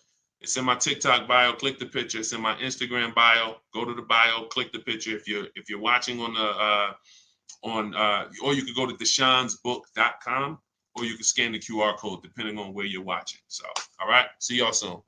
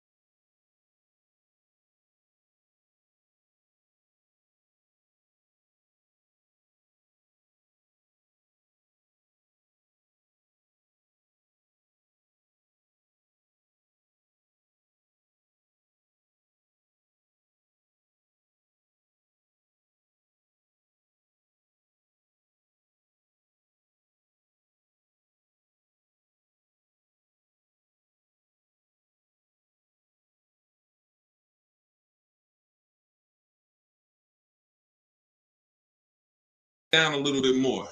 Why ask about the MSRP? This question is from TikTok. You need to know the MSRP for several reasons. If you're leasing, you need to know what percentage are you paying relative to the MSRP, because the 1% lease rule has always been based off the MSRP. If you got a lease payment and it was 1% of the MSRP, like $40,000 is the MSRP, your lease payment is $400 or less, then you basically stole a vehicle. And that rule has been around since the beginning of time. So when it comes to purchasing a used car, you need to know the MSRP, because how do you know how much you're saving if you don't know the original MSRP? How do you know how much you're saving? For instance, I bought a pre-owned Infiniti truck a little over a year ago. I paid 31 and change. I knew that the original MSRP was 54,545. Without knowing the MSRP, I wouldn't know how much I was saving off the original. And that's the only thing that's really important when you are shopping for a used car and you're trying to make sure you're getting a great price. There's other things you got to be concerned. There's 2 main things when you're buying a used car. Got to make sure you're getting a great car. You need a quality vehicle, That has nothing to do with price. Then the second thing is you got to make sure you're getting a below market deal and make sure you're paying a great price for it, in which case you must know the MSRP. Great question. Great question. All right, we got Dolan. Dolan will be bringing in questions from all platforms. We're live on TikTok, Instagram, YouTube, and Facebook. So just start typing your questions, and we're going to get to as many as we can in the hour. And, you know, if you have a follow-up question, I'm just going to try to blitz through. So you can certainly throw up the next question whenever you're ready, Dolan. I'm 8K under. My credit is challenged. My car is in danger of getting repossessed. What do I do? All right. This one's also from TikTok. I'm 8K under. What do you mean 8K under? I'm probably underwater. I'm going to assume that means you're underwater, negative equity. If that's the case, then what you want to do is you want to get the, so you're at negative equity, but then you're also behind on payments. I mean, you got to catch up on the payments. I mean, you could try to refinance. You're going to have a hard time. Negative equity, you can't sell it. If you had positive equity, you could sell it. You gotta make money. It's grind time. Like you know, there's certain things in life where we have bills, and the only situation we can do is pray and go and make money. You know, without money and bills, anyone's going to, you know, and this is a hardship, but this is without money or somebody to help you. I can't think of anything. You have a payment due. So, you know, the best thing you could do right now is to focus on how you can make some money so that you can pay the car. Negative equity isn't the biggest problem. The biggest problem is the car is in danger of being repossessed. If the car gets repossessed, now you got to start over. It's not the end of the world, but you're certainly going to have to start over because you're gonna have a repossession on your credit, and you're gonna have to buy a car with bad credit. I would be trying to rebuild my credit. That's what I would be trying to do. Make money, and if the car gets taken, you got to start rebuilding your credit. Follow Shonda Martin. She's a great resource on all these platforms. And but yeah, man, money answers to all things. Book of Ecclesiastes. So figure out how to make some money, man. Work overtime, double shift, second job, start a business on the side. As long as it does, you got to make some money. Can't make car payments without money. So go ahead, Dolan. Wish you the best, man. Keep me posted. This one's from Instagram. On a 3-year-old used car, what percentage from original MSRP should I be looking at for a price point? It goes by comparison. You should be compared. Without something to compare it to, you won't be able to see the actual, what the discount should be. You need something to compare it to. We do these live shows. You know, we got a couple hundred people on here already. The goal is to figure out through comparison shopping what you should be doing and what you should be paying. Hold on one second, y'all.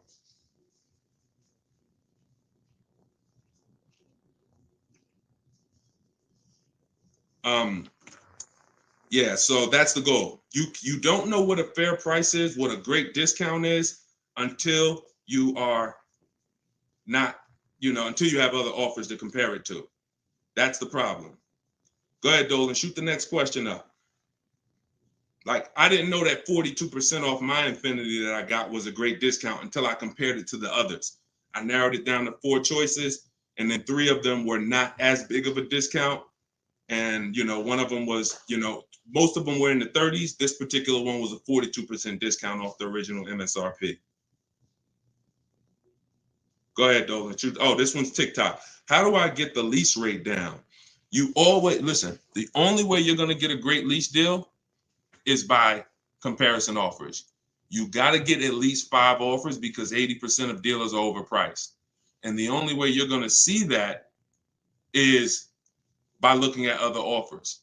See, most of the questions y'all are going to find out have to do with you shopping for cars the way you shop for other things in life.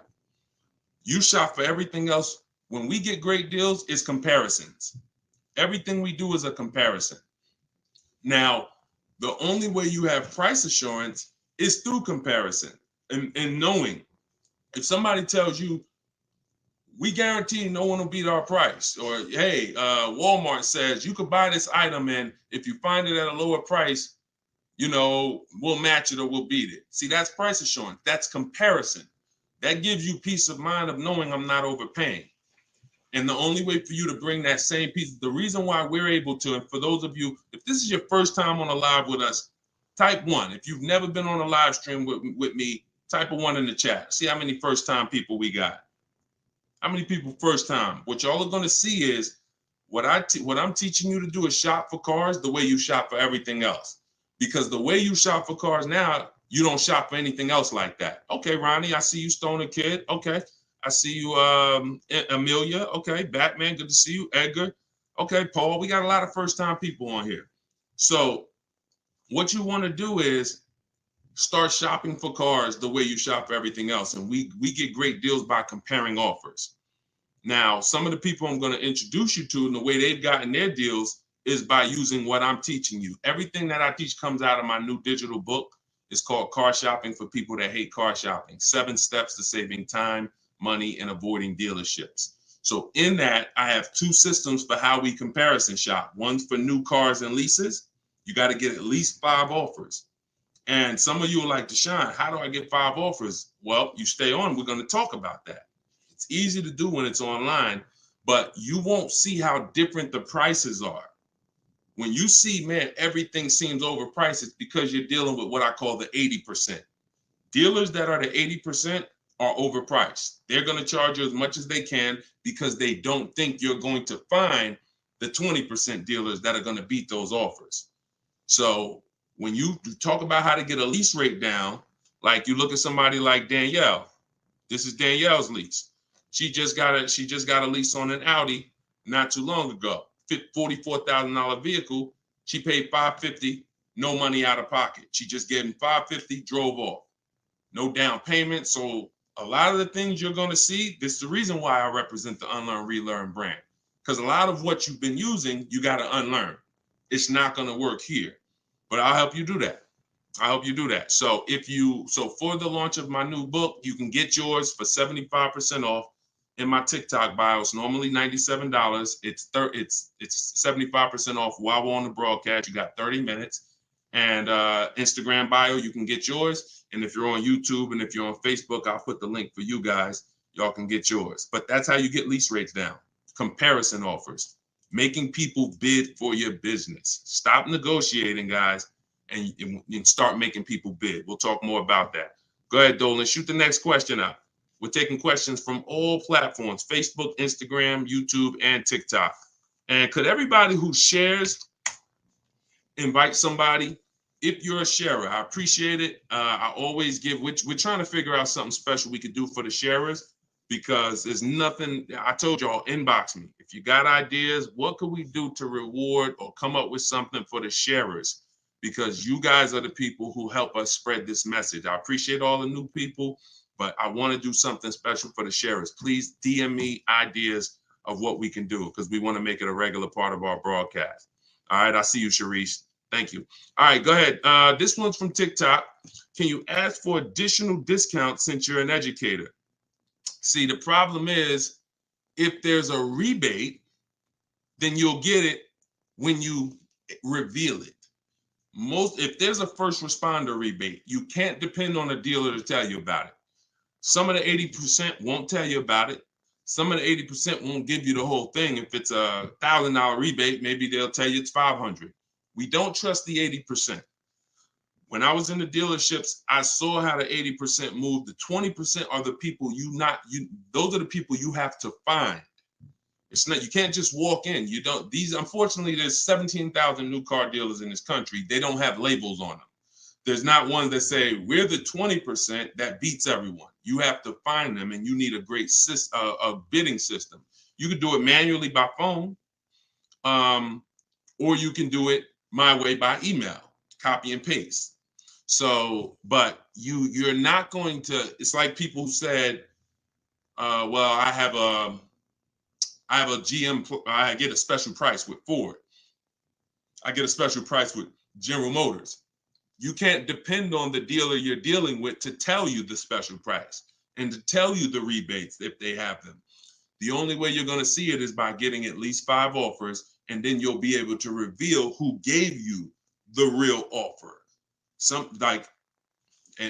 It's unfortunate, but it's actually better for you, because when who's not a good negotiator?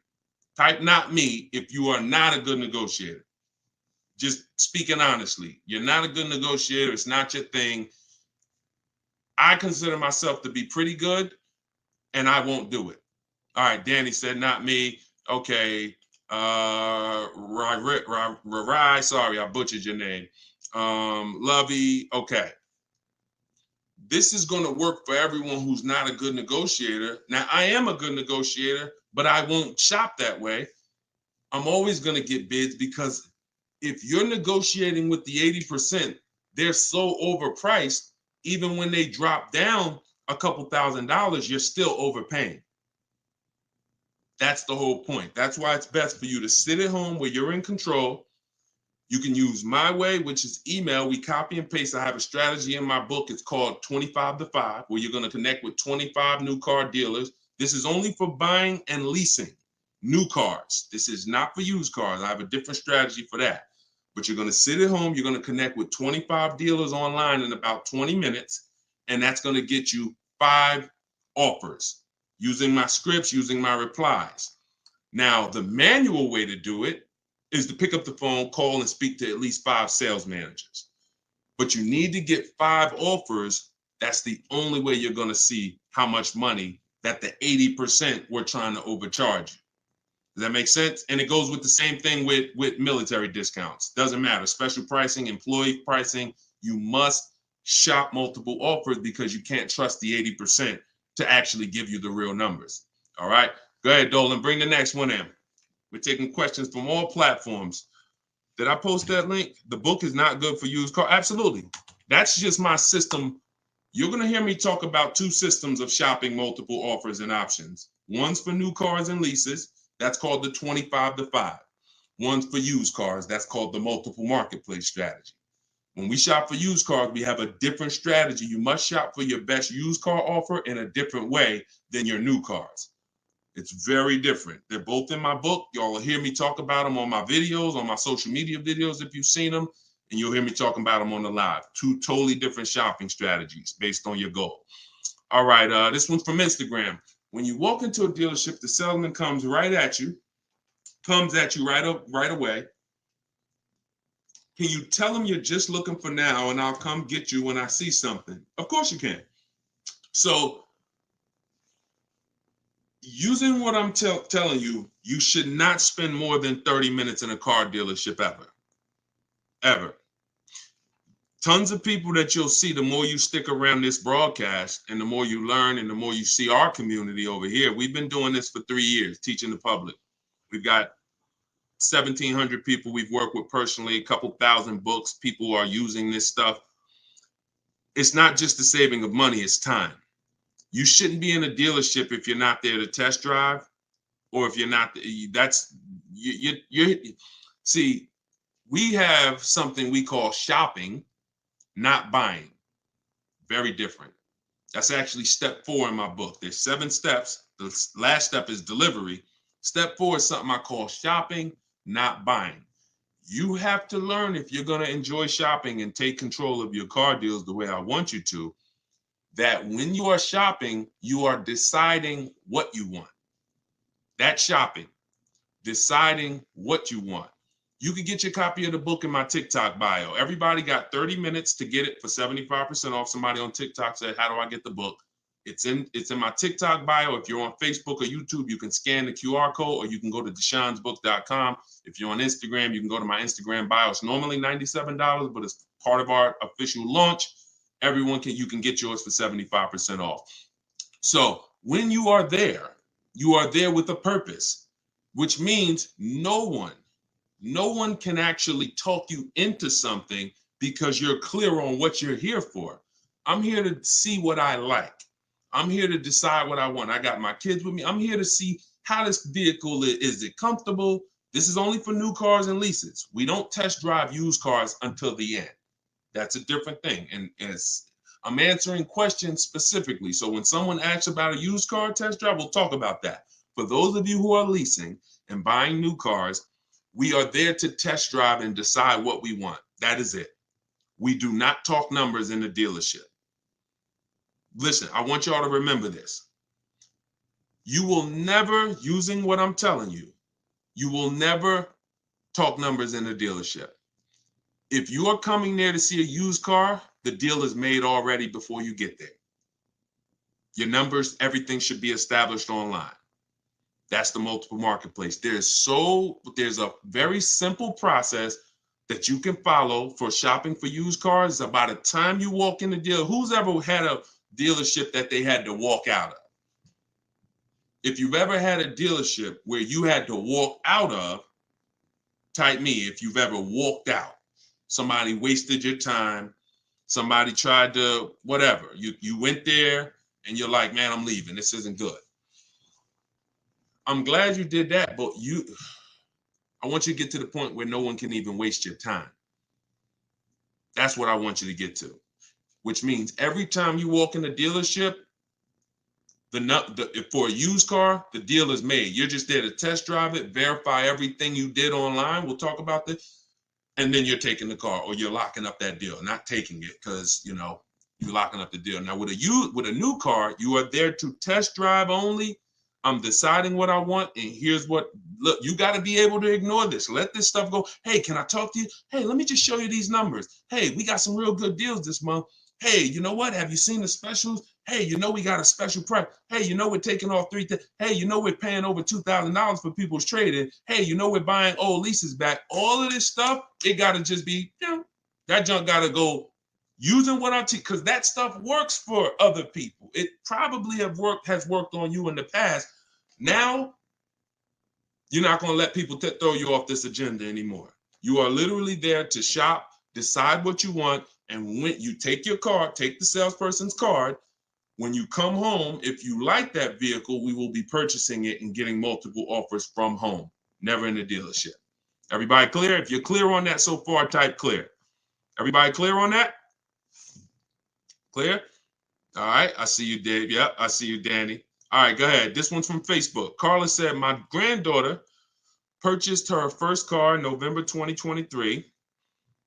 She wanted to lease, but was told she was too young. She's 20. How can she transition from a current car note to a lease car when she turns 21 next year? Great question. Who has a car that they're thinking of replacing? You have a car now. You're thinking about replacing that car. Could be a lease, and you have to replace it. Could be a car you own. Could be a car you're financing. So the first step in my book, it's called 7 Steps to Saving Time, Money, and Avoiding Dealerships. Car shopping for people that hate car shopping. First step is the most important question. We must know whether we're going to lease or buy. You have to see that as the foundation of your car deals. You cannot get a great deal when you should have leased, but you bought. It is impossible. You can't get a great deal if you should have bought, but you leased. So that's the most important question. That's step 1. How many years are we keeping the car? Now, after that, here's what you do. You guys who have a car you have to replace, including this young lady, Carla, she asked, you must do an equity assessment. This is step 2. Equity assessment is going to tell you, can you get out of your car clean? Can you get out of your car break even? Can you get out of your car and there's equity there, which means you can put that equity in your pocket or into the next transaction? Or do you have negative equity if you have a loan? So the equity assessment is going to tell you. Now, here's how you do it. You're going to call your bank. If you have a paid off car, you do not need to do this step. You can skip this step. If you have a loan or a lease, you're going to call your bank. You're going to ask for the payoff. I see y'all running the likes up on TikTok too. I appreciate it. Can y'all keep tapping the screen? I appreciate y'all running those likes up. When you call, you're going to ask them for the payoff. The payoff is the amount you owe. Do not look at your contract. Do not look at anything. Call the bank or call the leasing company and say, what is my payoff? Now, if you're leasing, you're going to ask an additional question. Do I have a third-party restriction? Once you have those answers, you end the call.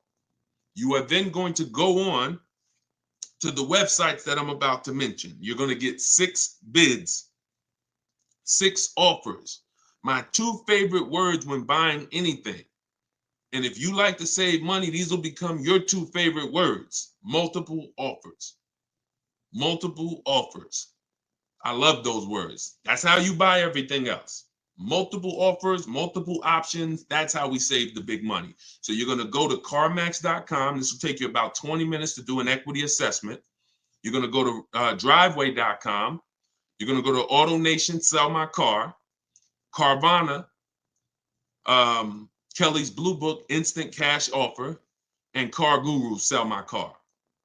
As more people buy cars, we'll keep adding them to our list. Those people are in my book. That's who we get our equity assessment from, because here's what your car is worth, what people are willing to offer you cash for.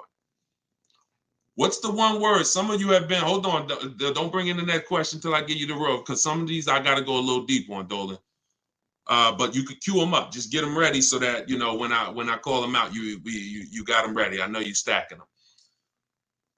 When you look at, you know, getting 6 offers, what's the one word that we don't use anymore? Let's see if anybody was on here. Maybe you were on here for the last couple broadcasts, or a lot of you are new, so you may not know. What's the one word? Good to see you start back up. What's the word that we're not using anymore? And for the new people, you're about to learn. We don't use, let me see if anybody got it. I give it about 3-4 seconds. Okay, everybody's about to learn this for the first time. We don't use the word trade. You don't get maximum money trading anything. I know you've been taught that because dealers have actually taught you to give them multiple transactions in one.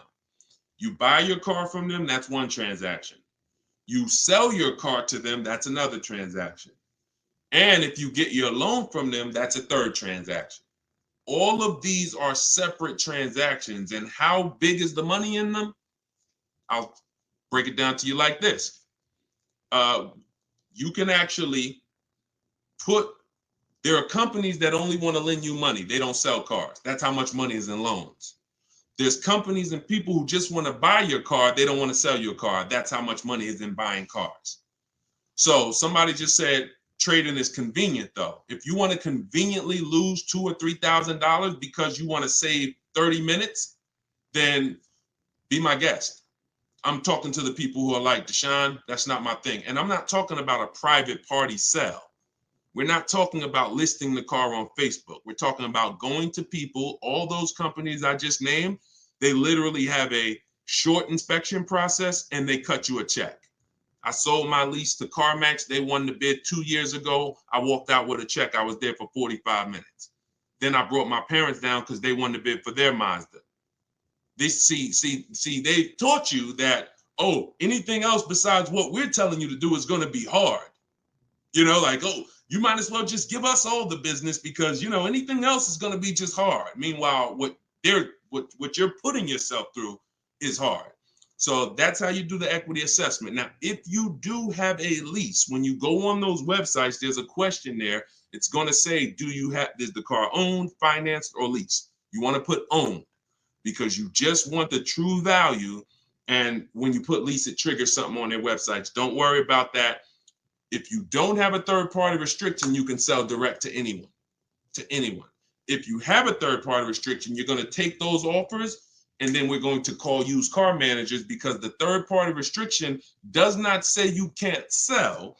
It says you must sell to a brand of the same dealer, a dealer of the same brand. So if you have a Nissan, you must sell to a Nissan dealer. Here's what that doesn't mean. Go walk into one Nissan dealer. We get bids, we speak to at least 3 to 5 used car managers, we get bids. Are y'all starting to get the sense that everything we do is a bid? And the only way you're going to see how much money you've been losing by not getting multiple offers is to get multiple offers.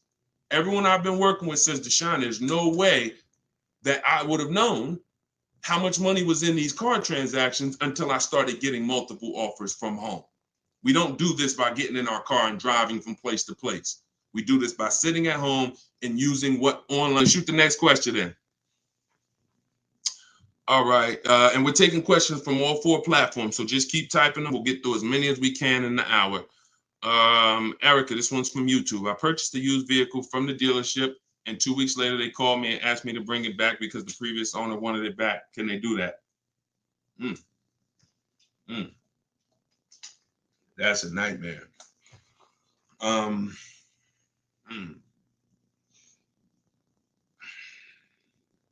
Y'all hear that question? Erica purchased a used vehicle. 2 weeks later, they called, asked to bring the car back because the previous owner wanted it back. So it's less about your transaction, and it's more about if the transaction with the original owner was legally closed. If they left the transaction open, now, if I'm you, do you have your paperwork? You have all your loan? And here's the most important thing.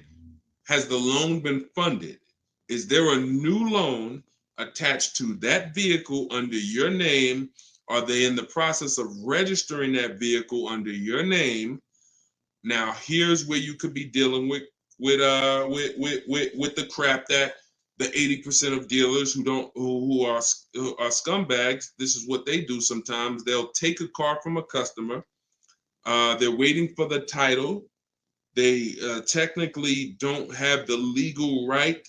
They have the legal right to sell the car, but there's a loophole there probably because they haven't gotten the title from the owner. And if the owner comes in and says, you know what, I changed my mind, and the owner's holding the title. But what I would do if I'm you, somebody got to call me. I want to look at your paperwork. If you have a loan, Erica, whatever bank you're going through, I would call them, and I would call if the bank knows you and they've established an account number for you, and they're like, yes, Miss Maxwell, we know you, then I'm holding on to the car until somebody comes and pries it from my hands because I have a legal right to this car. There's a loan under my name. You have my money. You have started this process. If none of that's in place, then,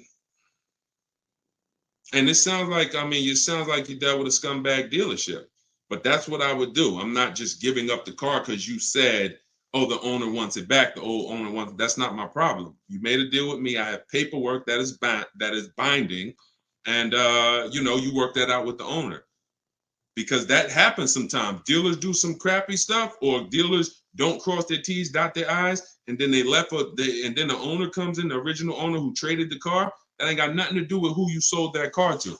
That car is on the road and there's a loan attached to it, or there's been cash paid for it. Now I'm holding on to this car until you legally show me that I need to release this car. And I might call a lawyer and see, can I get some damages out of this? Like, this is just, God, the 80%, we got to put them out of business. And the only way you get these wolves out of business, y'all, is you got to starve them. I'm telling you, the more people that shop online, when you learn how to shop online the right way, people like this won't be able to exist. But because most people are still going in the old way shopping, giving them a chance to do this, keep me posted, Erica. It sounds like it's a terrible situation, but please keep me posted on that. Go ahead, shoot the next one in, Dolan. This one's from TikTok. What's the best practice for buying a car after bankruptcy? If the bankruptcy's been discharged, start rebuilding your credit. I've seen people who went through a bankruptcy. Once it was discharged, they started building credit immediately, and they were up to a 700 score in a year. So, the key is not to come out of bankruptcy and start buying stuff. The key is come out of bankruptcy and start rebuilding your credit, because if you can do it relatively quickly. Everyone should be following Shonda Martin. Some of you may know her. She's all over all these platforms. She does what I do, but she does it for credit. She'll do lives. The girl is brilliant, and I tell everybody about her. But that's the whole thing. You should be rebuilding your credit. You can do it quick. Get yourself up to a high 600-700 score, and then go and get a car. That's what I do. Go ahead, Dolan. Shoot the next one in. It's another one from TikTok. How do you feel about buying a car with a credit card? I don't. Credit cards are 20-something% interest. I don't carry a balance on my credit cards. Shonda doesn't recommend carrying a balance on her credit cards because the interest is exorbitant, and we would never buy a car with a credit card under any circumstances. Instagram. How do I keep my credit score from taking a hit each time I shop for a vehicle? Okay, good question. Let's go into detail on something I call the bank bidding war. Okay, this is something that I'm sure, unless you guys have been on here before, you've probably never heard. So you heard me say everything is a bid, right? So the same way we make dealers bid for who wins our business, who's going to sell us a car, same way we make the companies bid on who's going to buy our car, this is the same way we make banks and credit unions bid. 1 point on an interest rate on a $30,000 loan could be $1,000. So we're looking, so we take interest, we take shopping for car loans as serious as we take getting bids for the new car. There's thousands of dollars in loans. Remember what I said about 15 minutes ago? There's people who just want to give you a loan. That should tell you there's a lot of money in loans. They don't sell cars. So if there's a lot of money in loans, you're going to see this isn't about relationships. You're either going to be a relationship person or a money person. If you want to be a relationship person, type R. That's going to cost you money in what I'm telling you. If you want to be a money person, if you want to save all the money that you should be saving, type M. That's going to come at an expense of relationships, because your bank is not your friend. They're in the business of making money. All right, I see you, Jennifer. I see, all right, a lot of people typing M's. Listen, if you used to go to dinner with your car salesman, invite them to the barbecues, that's going to change when you start getting bids. Unless he just wants to compete. If he's willing to compete, then it won't change. But going back to what Cindy's asking, how do I keep my credit score from taking a hit? So there's a way you do this bank bidding war. There's 3 rounds to it. 3 rounds to it. The first thing we're going to do is check to see, are there any special interest rates for the car we're shopping for? Because if the bank is offering you 0%, 0.99%, this will only come from the company that makes the car. This won't come from a bank or a credit union.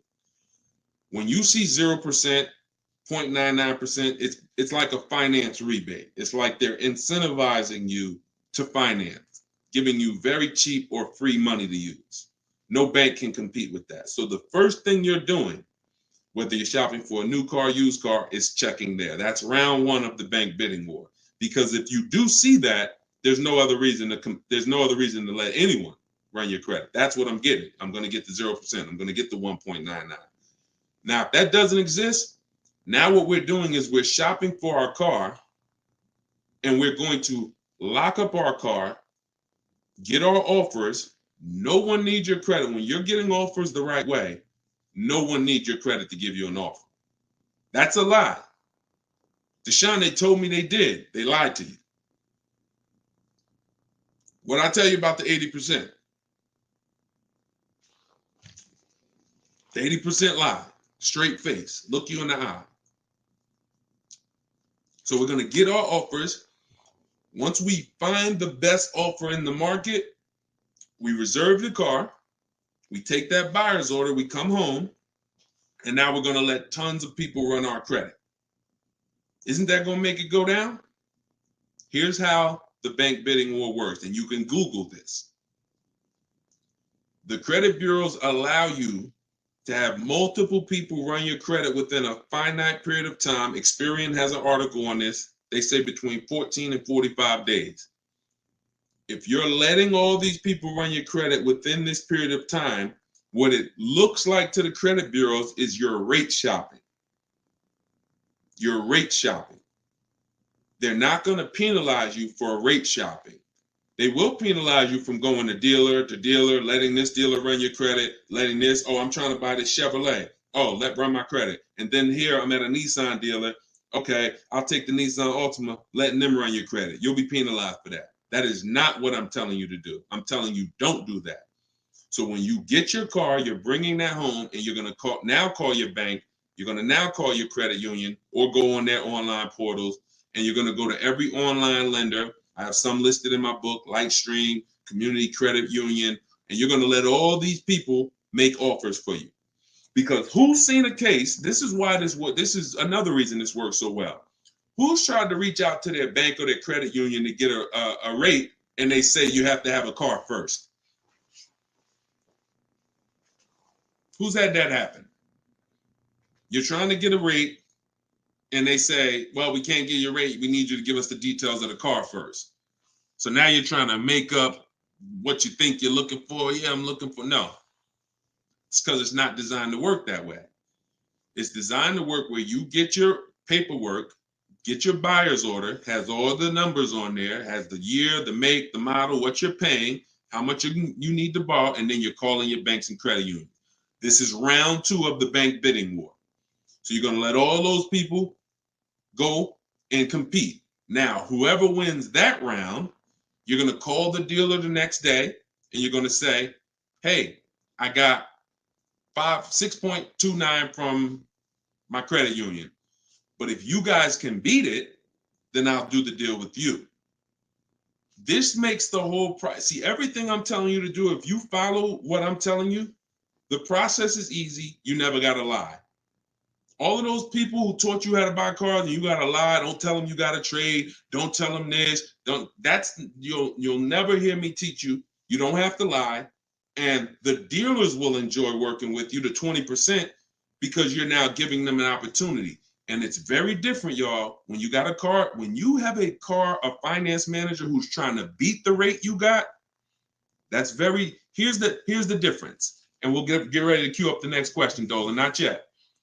Here's the difference. When you don't have a finance manager trying to bid and beat what you have, they're going to their banks and they're asking the salesperson, what's the most you think they'll pay? What's the highest rate you think they'll pay? All right, quote them at this, and then let's see if we can negotiate on the rate. That's what it is when you don't have an offer. But when you give them that, when you found your car, locked it up, and then you call the salesman or you call the finance manager and say, hey, I got 6.29 if you can beat it. Now here's what they're doing. They're reaching out to all their 10, 15 banks and saying, let me see if I can beat this rate. Very different. And only one or two things are going to happen. They're either going to call you and say, hey, look, I tried my hardest. I can't beat the rate. Thanks for the opportunity, but you got a great rate. In which case you have something that we want, which is, who knows what we want. When it starts with a P, this is when we guarantee we paid the best price for everything. Who remembers? Well, I can't say who remembers because we get new people on this broadcast every day. I swear. All right.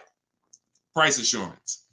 So when y'all hear me say price assurance, what that means is you don't drive off anymore hoping you got a good price. Talking to your spouse, hey, you think we could have did better? You think this interest rate was too high? Could we have got a better interest rate? No. Price assurance means you guarantee you couldn't have paid a lower price for the car. Nobody could have paid because you got bids. Nobody could have gave me a lower interest rate because I got bids. Nobody could have gave me more for my old car because I got bids. That's the only way we get price assurance. And all of this is done while you sit at home. So this is in my book, Car Shopping for People That Hate Car Shopping, 7 Steps to Saving Time, Money, and Avoiding Dealerships. If you want everything I teach in one spot, it's there. You can get your copy for 75% off. It's normally $97. And you can go to my TikTok bio. It'll be in your inbox in literally 5 minutes. The reason it's a digital book too is because things change. Vroom just went out of business a couple months ago. They used to be one of the people who competed for our business. If you guys had, your book and you had bought it and then it was a print book, because some people say, Deshone, is it in print? This is the reason, one of the reasons why it's not. If Vroom is in that print book, what happens? Now I got to jump on live and say, hey guys, volume 2 of my book is out because things have changed. Get your volume 2. I don't want to do that. You get this one time, and then I update it when Vroom went out of business. I updated the master file. Everybody who opened their book, no matter what, it was relevant. And that's one of the biggest reasons why it's a digital book. So you can grab your copy for 75% off, but you got 30 minutes. Once the timer is 0, it goes back up to 97. In my Instagram bio, in my TikTok bio, or you guys can, I'll put the link right here for you guys on YouTube and Facebook. You can go to deshonsbook.com. Oh, wait, I put the wrong one. I put it in my bio here. All right, Dolan, you can queue up the next question. Keep typing your questions, y'all. We got some more time. We're going to try to get through as many as possible. And we're pulling them from all platforms. We're on Instagram, we're on TikTok, we're on Facebook, and we're on YouTube. So we're pulling questions from all platforms. This one's from TikTok. Can you use the equity in your lease towards the purchase of a used vehicle? Most certainly, Eddie, the equity is yours. Once you identify your equity and you know how you're going to get it, who you're selling to, you can either put that money in your bank account or you can use that as a portion of you can use that towards your next car deal. That's your money. Your money. Go ahead, next one. This is another one from TikTok. I need a bit of advice. My son totaled his car. It was a loan Honda. Should I lease or buy this time around? I'm looking into maybe lease an electric vehicle, but I never have leased a vehicle. Okay, it's a very good question. Should I lease or buy? Let me show you. Some of you, let me show you this. Let me ask a very important question. In my book, this is called Step One. Whenever you hear me say the most important question, this is what I mean. It's the first thing you do. When you want to buy a car, when you like, hey, I'm thinking about a car, this is the first question you ask yourself, and it's the most important question. How many years are you keeping the next car? Come on in, and everybody type your comments. Keep that question up, Dolan. Everyone who's car shopping and who will be soon, how many years are you keeping the next car? Lula, if you just jumped on, I don't come to dealerships because we shop online. So there's no way for me to come to a dealership with you. If you stick around, you'll learn how we shop. There's no reason for you to need somebody with you when you're in your house making car deals. Everybody answer. Everyone who shop, I want you to actually think about this. How many years are you keeping the next car? We're answering that question, Rob. Just tap into the broadcast and what I'm answering before you, because we're literally answering the question someone just asked, should you lease or buy? And the more you stay on the broadcast, because many of you are in the same situation, the more you're going to see someone's going to ask the same question as you. So just listen, and then, most times your question's going to be answered. All right.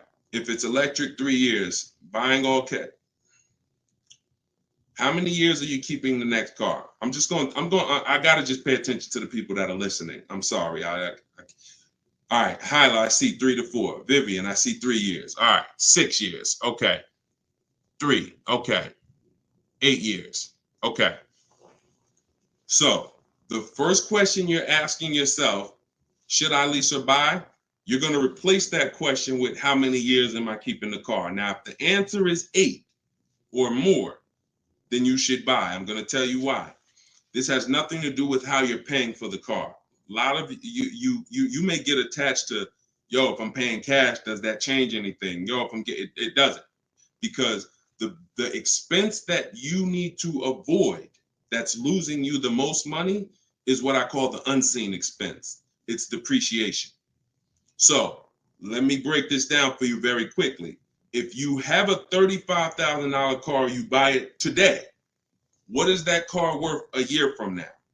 Even if you don't drive it, you got a $35,000 car outside in your driveway right now, brand new car. What is it worth a year from now? You didn't drive it 1 mile. Is it worth 35? Is it worth 35? No. Let's go deeper on depreciation, because now we're starting to see with that first question. I'm going to ask you some more. You have to see this is the unseen expense. You buy a car today for 35, you take it back to the dealer in 3 days. Is it worth 35? No. So what does that tell you? There's some expense there, whether you buy or lease. Many of you have been taught, I could just buy a car because I could drive as much as I want. Let's throw another one in there. You buy a car today for 35, you put 30,000 miles on it. Isn't it worth much less a year from now? So this is the unseen expense, and this is how it's working against you. You got to look at depreciation like this. See this curve? This is where you are the day you buy the car. This is what you pay for it. This is how it's dropping over 5-6 years. So now the beautiful thing is long-term owners who has a car outside that they've had for more than 8 years. Type me. Some of you might have been 10 years. Some of you might have been 20 years. this is what you have to see. If you're getting rid of your cars anywhere in this 6-7 year mark, you're losing money. It's no way. It's no way you can replace something you bought and it's dropping like this. But here's the beautiful thing. For those of you who are like, look, I had my car for 12 years. I had my car for 8 years. I had my car for 10 years, 16 years. This is where you're at. That's how your car is losing value. See, the car you have that you've had outside for 10 years, what it's worth today, a year from now, isn't it going to be worth about the same thing? Right? Talking to you long-term owners who keep your cars, you're winning. See, because you've reached the reward. You've reached the reward for buying. The reward for buying is to get to the stage where your car a year from now is going to be worth about the same of what it's worth now. Now, that's when you should be buying. If your goal isn't to get to that level, you should not be buying. You should be shopping for lease deals. Because there's only two ways to beat depreciation. What I just said, and some of you might be saying, Deshone, I can't, I'm not keeping a car that long. You should not be buying cars. You're not getting to that level. You're not getting to the winning. The winning is that. Got a car outside, paid off, barely losing value. It was worth $9,500 last year. It's worth $9,000 this year. That's the reward. Now, for those of you who are on the other side, if you're on the other side, you should be leasing. And I'm going to show you how drastic it is of a difference when you should be leasing, but you're buying. I'm going to show you that there's no way for you to get a great deal if you are buying when you should be leasing. Look at somebody like, let's pull up, we talked about Danielle earlier. Look at Tope. Tope got a BMW, $54,000 vehicle. Now, some of you know, every $5,000 on the price of a car is how much per month? Every $5,000 on the price of a car is how much per month? It's not 7 years, so it's always 8 years. See, in my book, it's something called the 8-year rule. If you're not keeping your car 8 years, you should not be buying. Okay, good. I see a lot of you are tapped in. Every $5,000 is $100 a month. So when you're looking at a $50,000 car, you should be thinking that's $1,000 a month payment. What about the down payment? Forget about the down payments. Down payments have nothing to do with the deal. We are just talking about boundaries. When we look at a $50,000 car, $1,000 a month, 5-year loan. $20,000 car, $400 a month, 5-year loan. Every $5,000 is about $100 a month. Now let's look at Tope's deal. Tope got a $54,000 BMW. She's paying $756 a month. I'm going to prove to you right now that if you should be leasing because you're a short-term person, you are not keeping your next car 8 years. You're not keeping your previous cars 8 years, yet you bought them. I'm going to show you how much money you've lost listening to people that told you shouldn't be leasing. And we're going to correct that. So Tope got a deal, shopping multiple offers the way I teach. She got multiple offers. She got $690 a month. That's a 1.26% lease. $690 on a $54,000 vehicle. So let's say we're going to break down real quick 3 different ways to get this vehicle right here that she got. One is the way she got it, leasing, because she's a short-term person. Now let's say somebody says, Deshone, I'm going to buy that car. That person buys that car. Let's say they get an incredible price and they save $10,000 off a brand new BMW. Okay? I want to show you that even with extreme cases of big money, I could teach you how to get the best price on the car, but it's not going to change. If your deal is on the wrong foundation, you can't get a great deal. So let's say somebody walks in right after Tope. They look at her car, they see her driving off, and they're like, man, I want that same car. All right. And they end up saving 10 grand. So they buy it for $45,000. Taxes, fees, probably put them up around 48. Every $5,000 we said is $100 a month. $48,000, that's a $950 payment, y'all. 5-year loan. No money down, because Tope put no money down. So we're comparing putting no money into these deals. When you start putting no money into the deals and looking at them, you're going to clearly understand them. Sometimes people use down payment money to confuse you. $690 a month she's paying, they're driving off paying $950. No way. Now a third person comes in. Man, I see those two people just drove off. You got that car used though? Can I get a used one? I don't want to buy a new one. I don't want to get a new one. I know that's going to be expensive. What do you think a brand new vehicle that was $54,000 brand new? What's a good price of that vehicle used, y'all? What's a good price used?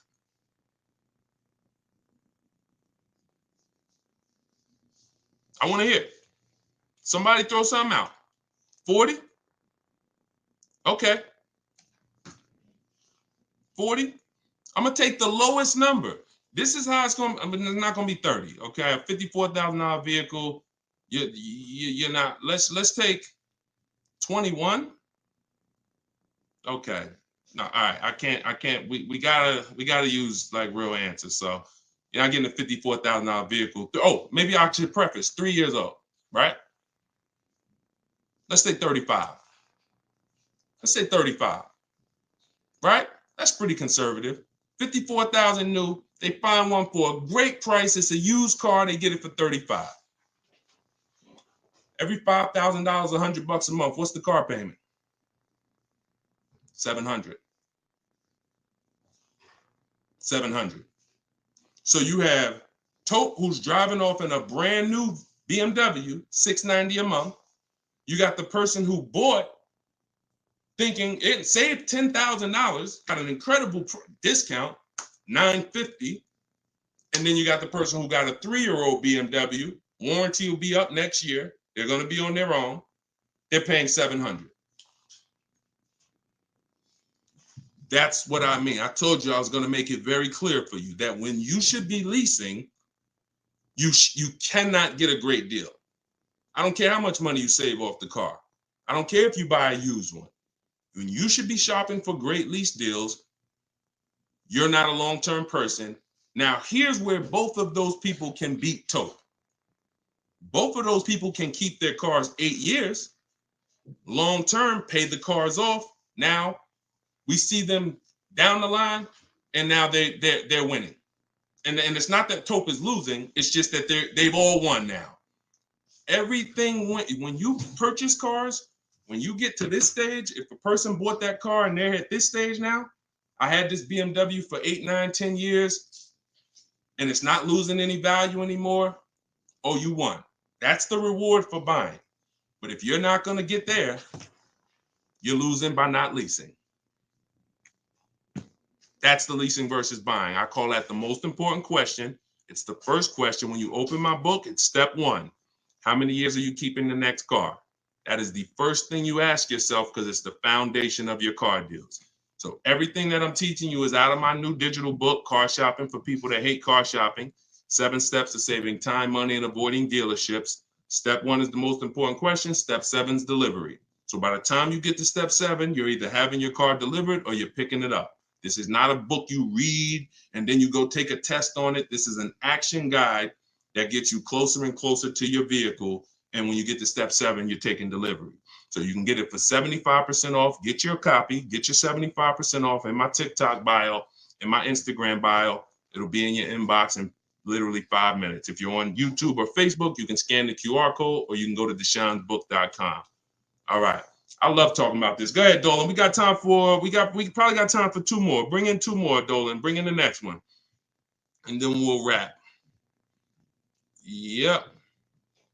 I drive too much to lease. See, hold on. Before you say that, you got to be very careful making statements. And I'm going to be honest with you, y'all. I will put what I teach and I put my people who learn from me against anybody shopping for cars. Because once you get this and once you get how to shop, you'll be able to do this in 60 minutes. You'll be able to get great car deals in 60 minutes. But in order for you to win, the best thing for you to do is ask questions here, not make statements. All right. This one's from TikTok. Can you use the equity in your lease toward the purchase? Oh, yeah, we got that one already, Dolan. We did that one. Shoot the next one up. This one's from Instagram. How do you compare car prices if the model has different options and packages? Are you talking about new cars or are you talking about used cars? Let's just break down them both. How do you compare car prices if the model has different options and packages? The way we compare lease offers, we look at them from percentages. See, prices can change, but percentages don't. If I got a $40,000 vehicle and I'm paying under 400, that's a 1% lease. We call that a steal. If somebody offers me a $42,000 car, if it's 1%, then that's $420. That's why we go by percentages. Same thing with used cars. When we're looking at a used car, I need to know what the original MSRP was. I'm going to get this from the Carfax. I'm going to get this from, there's a site called With Clutch. Carfax has an agreement with a couple manufacturers where they have the window sticker there. So I'm going to get I'm not going to buy a used car, and I would never recommend you buy a used car without knowing the original MSRP, because we want to look at the discount percentage.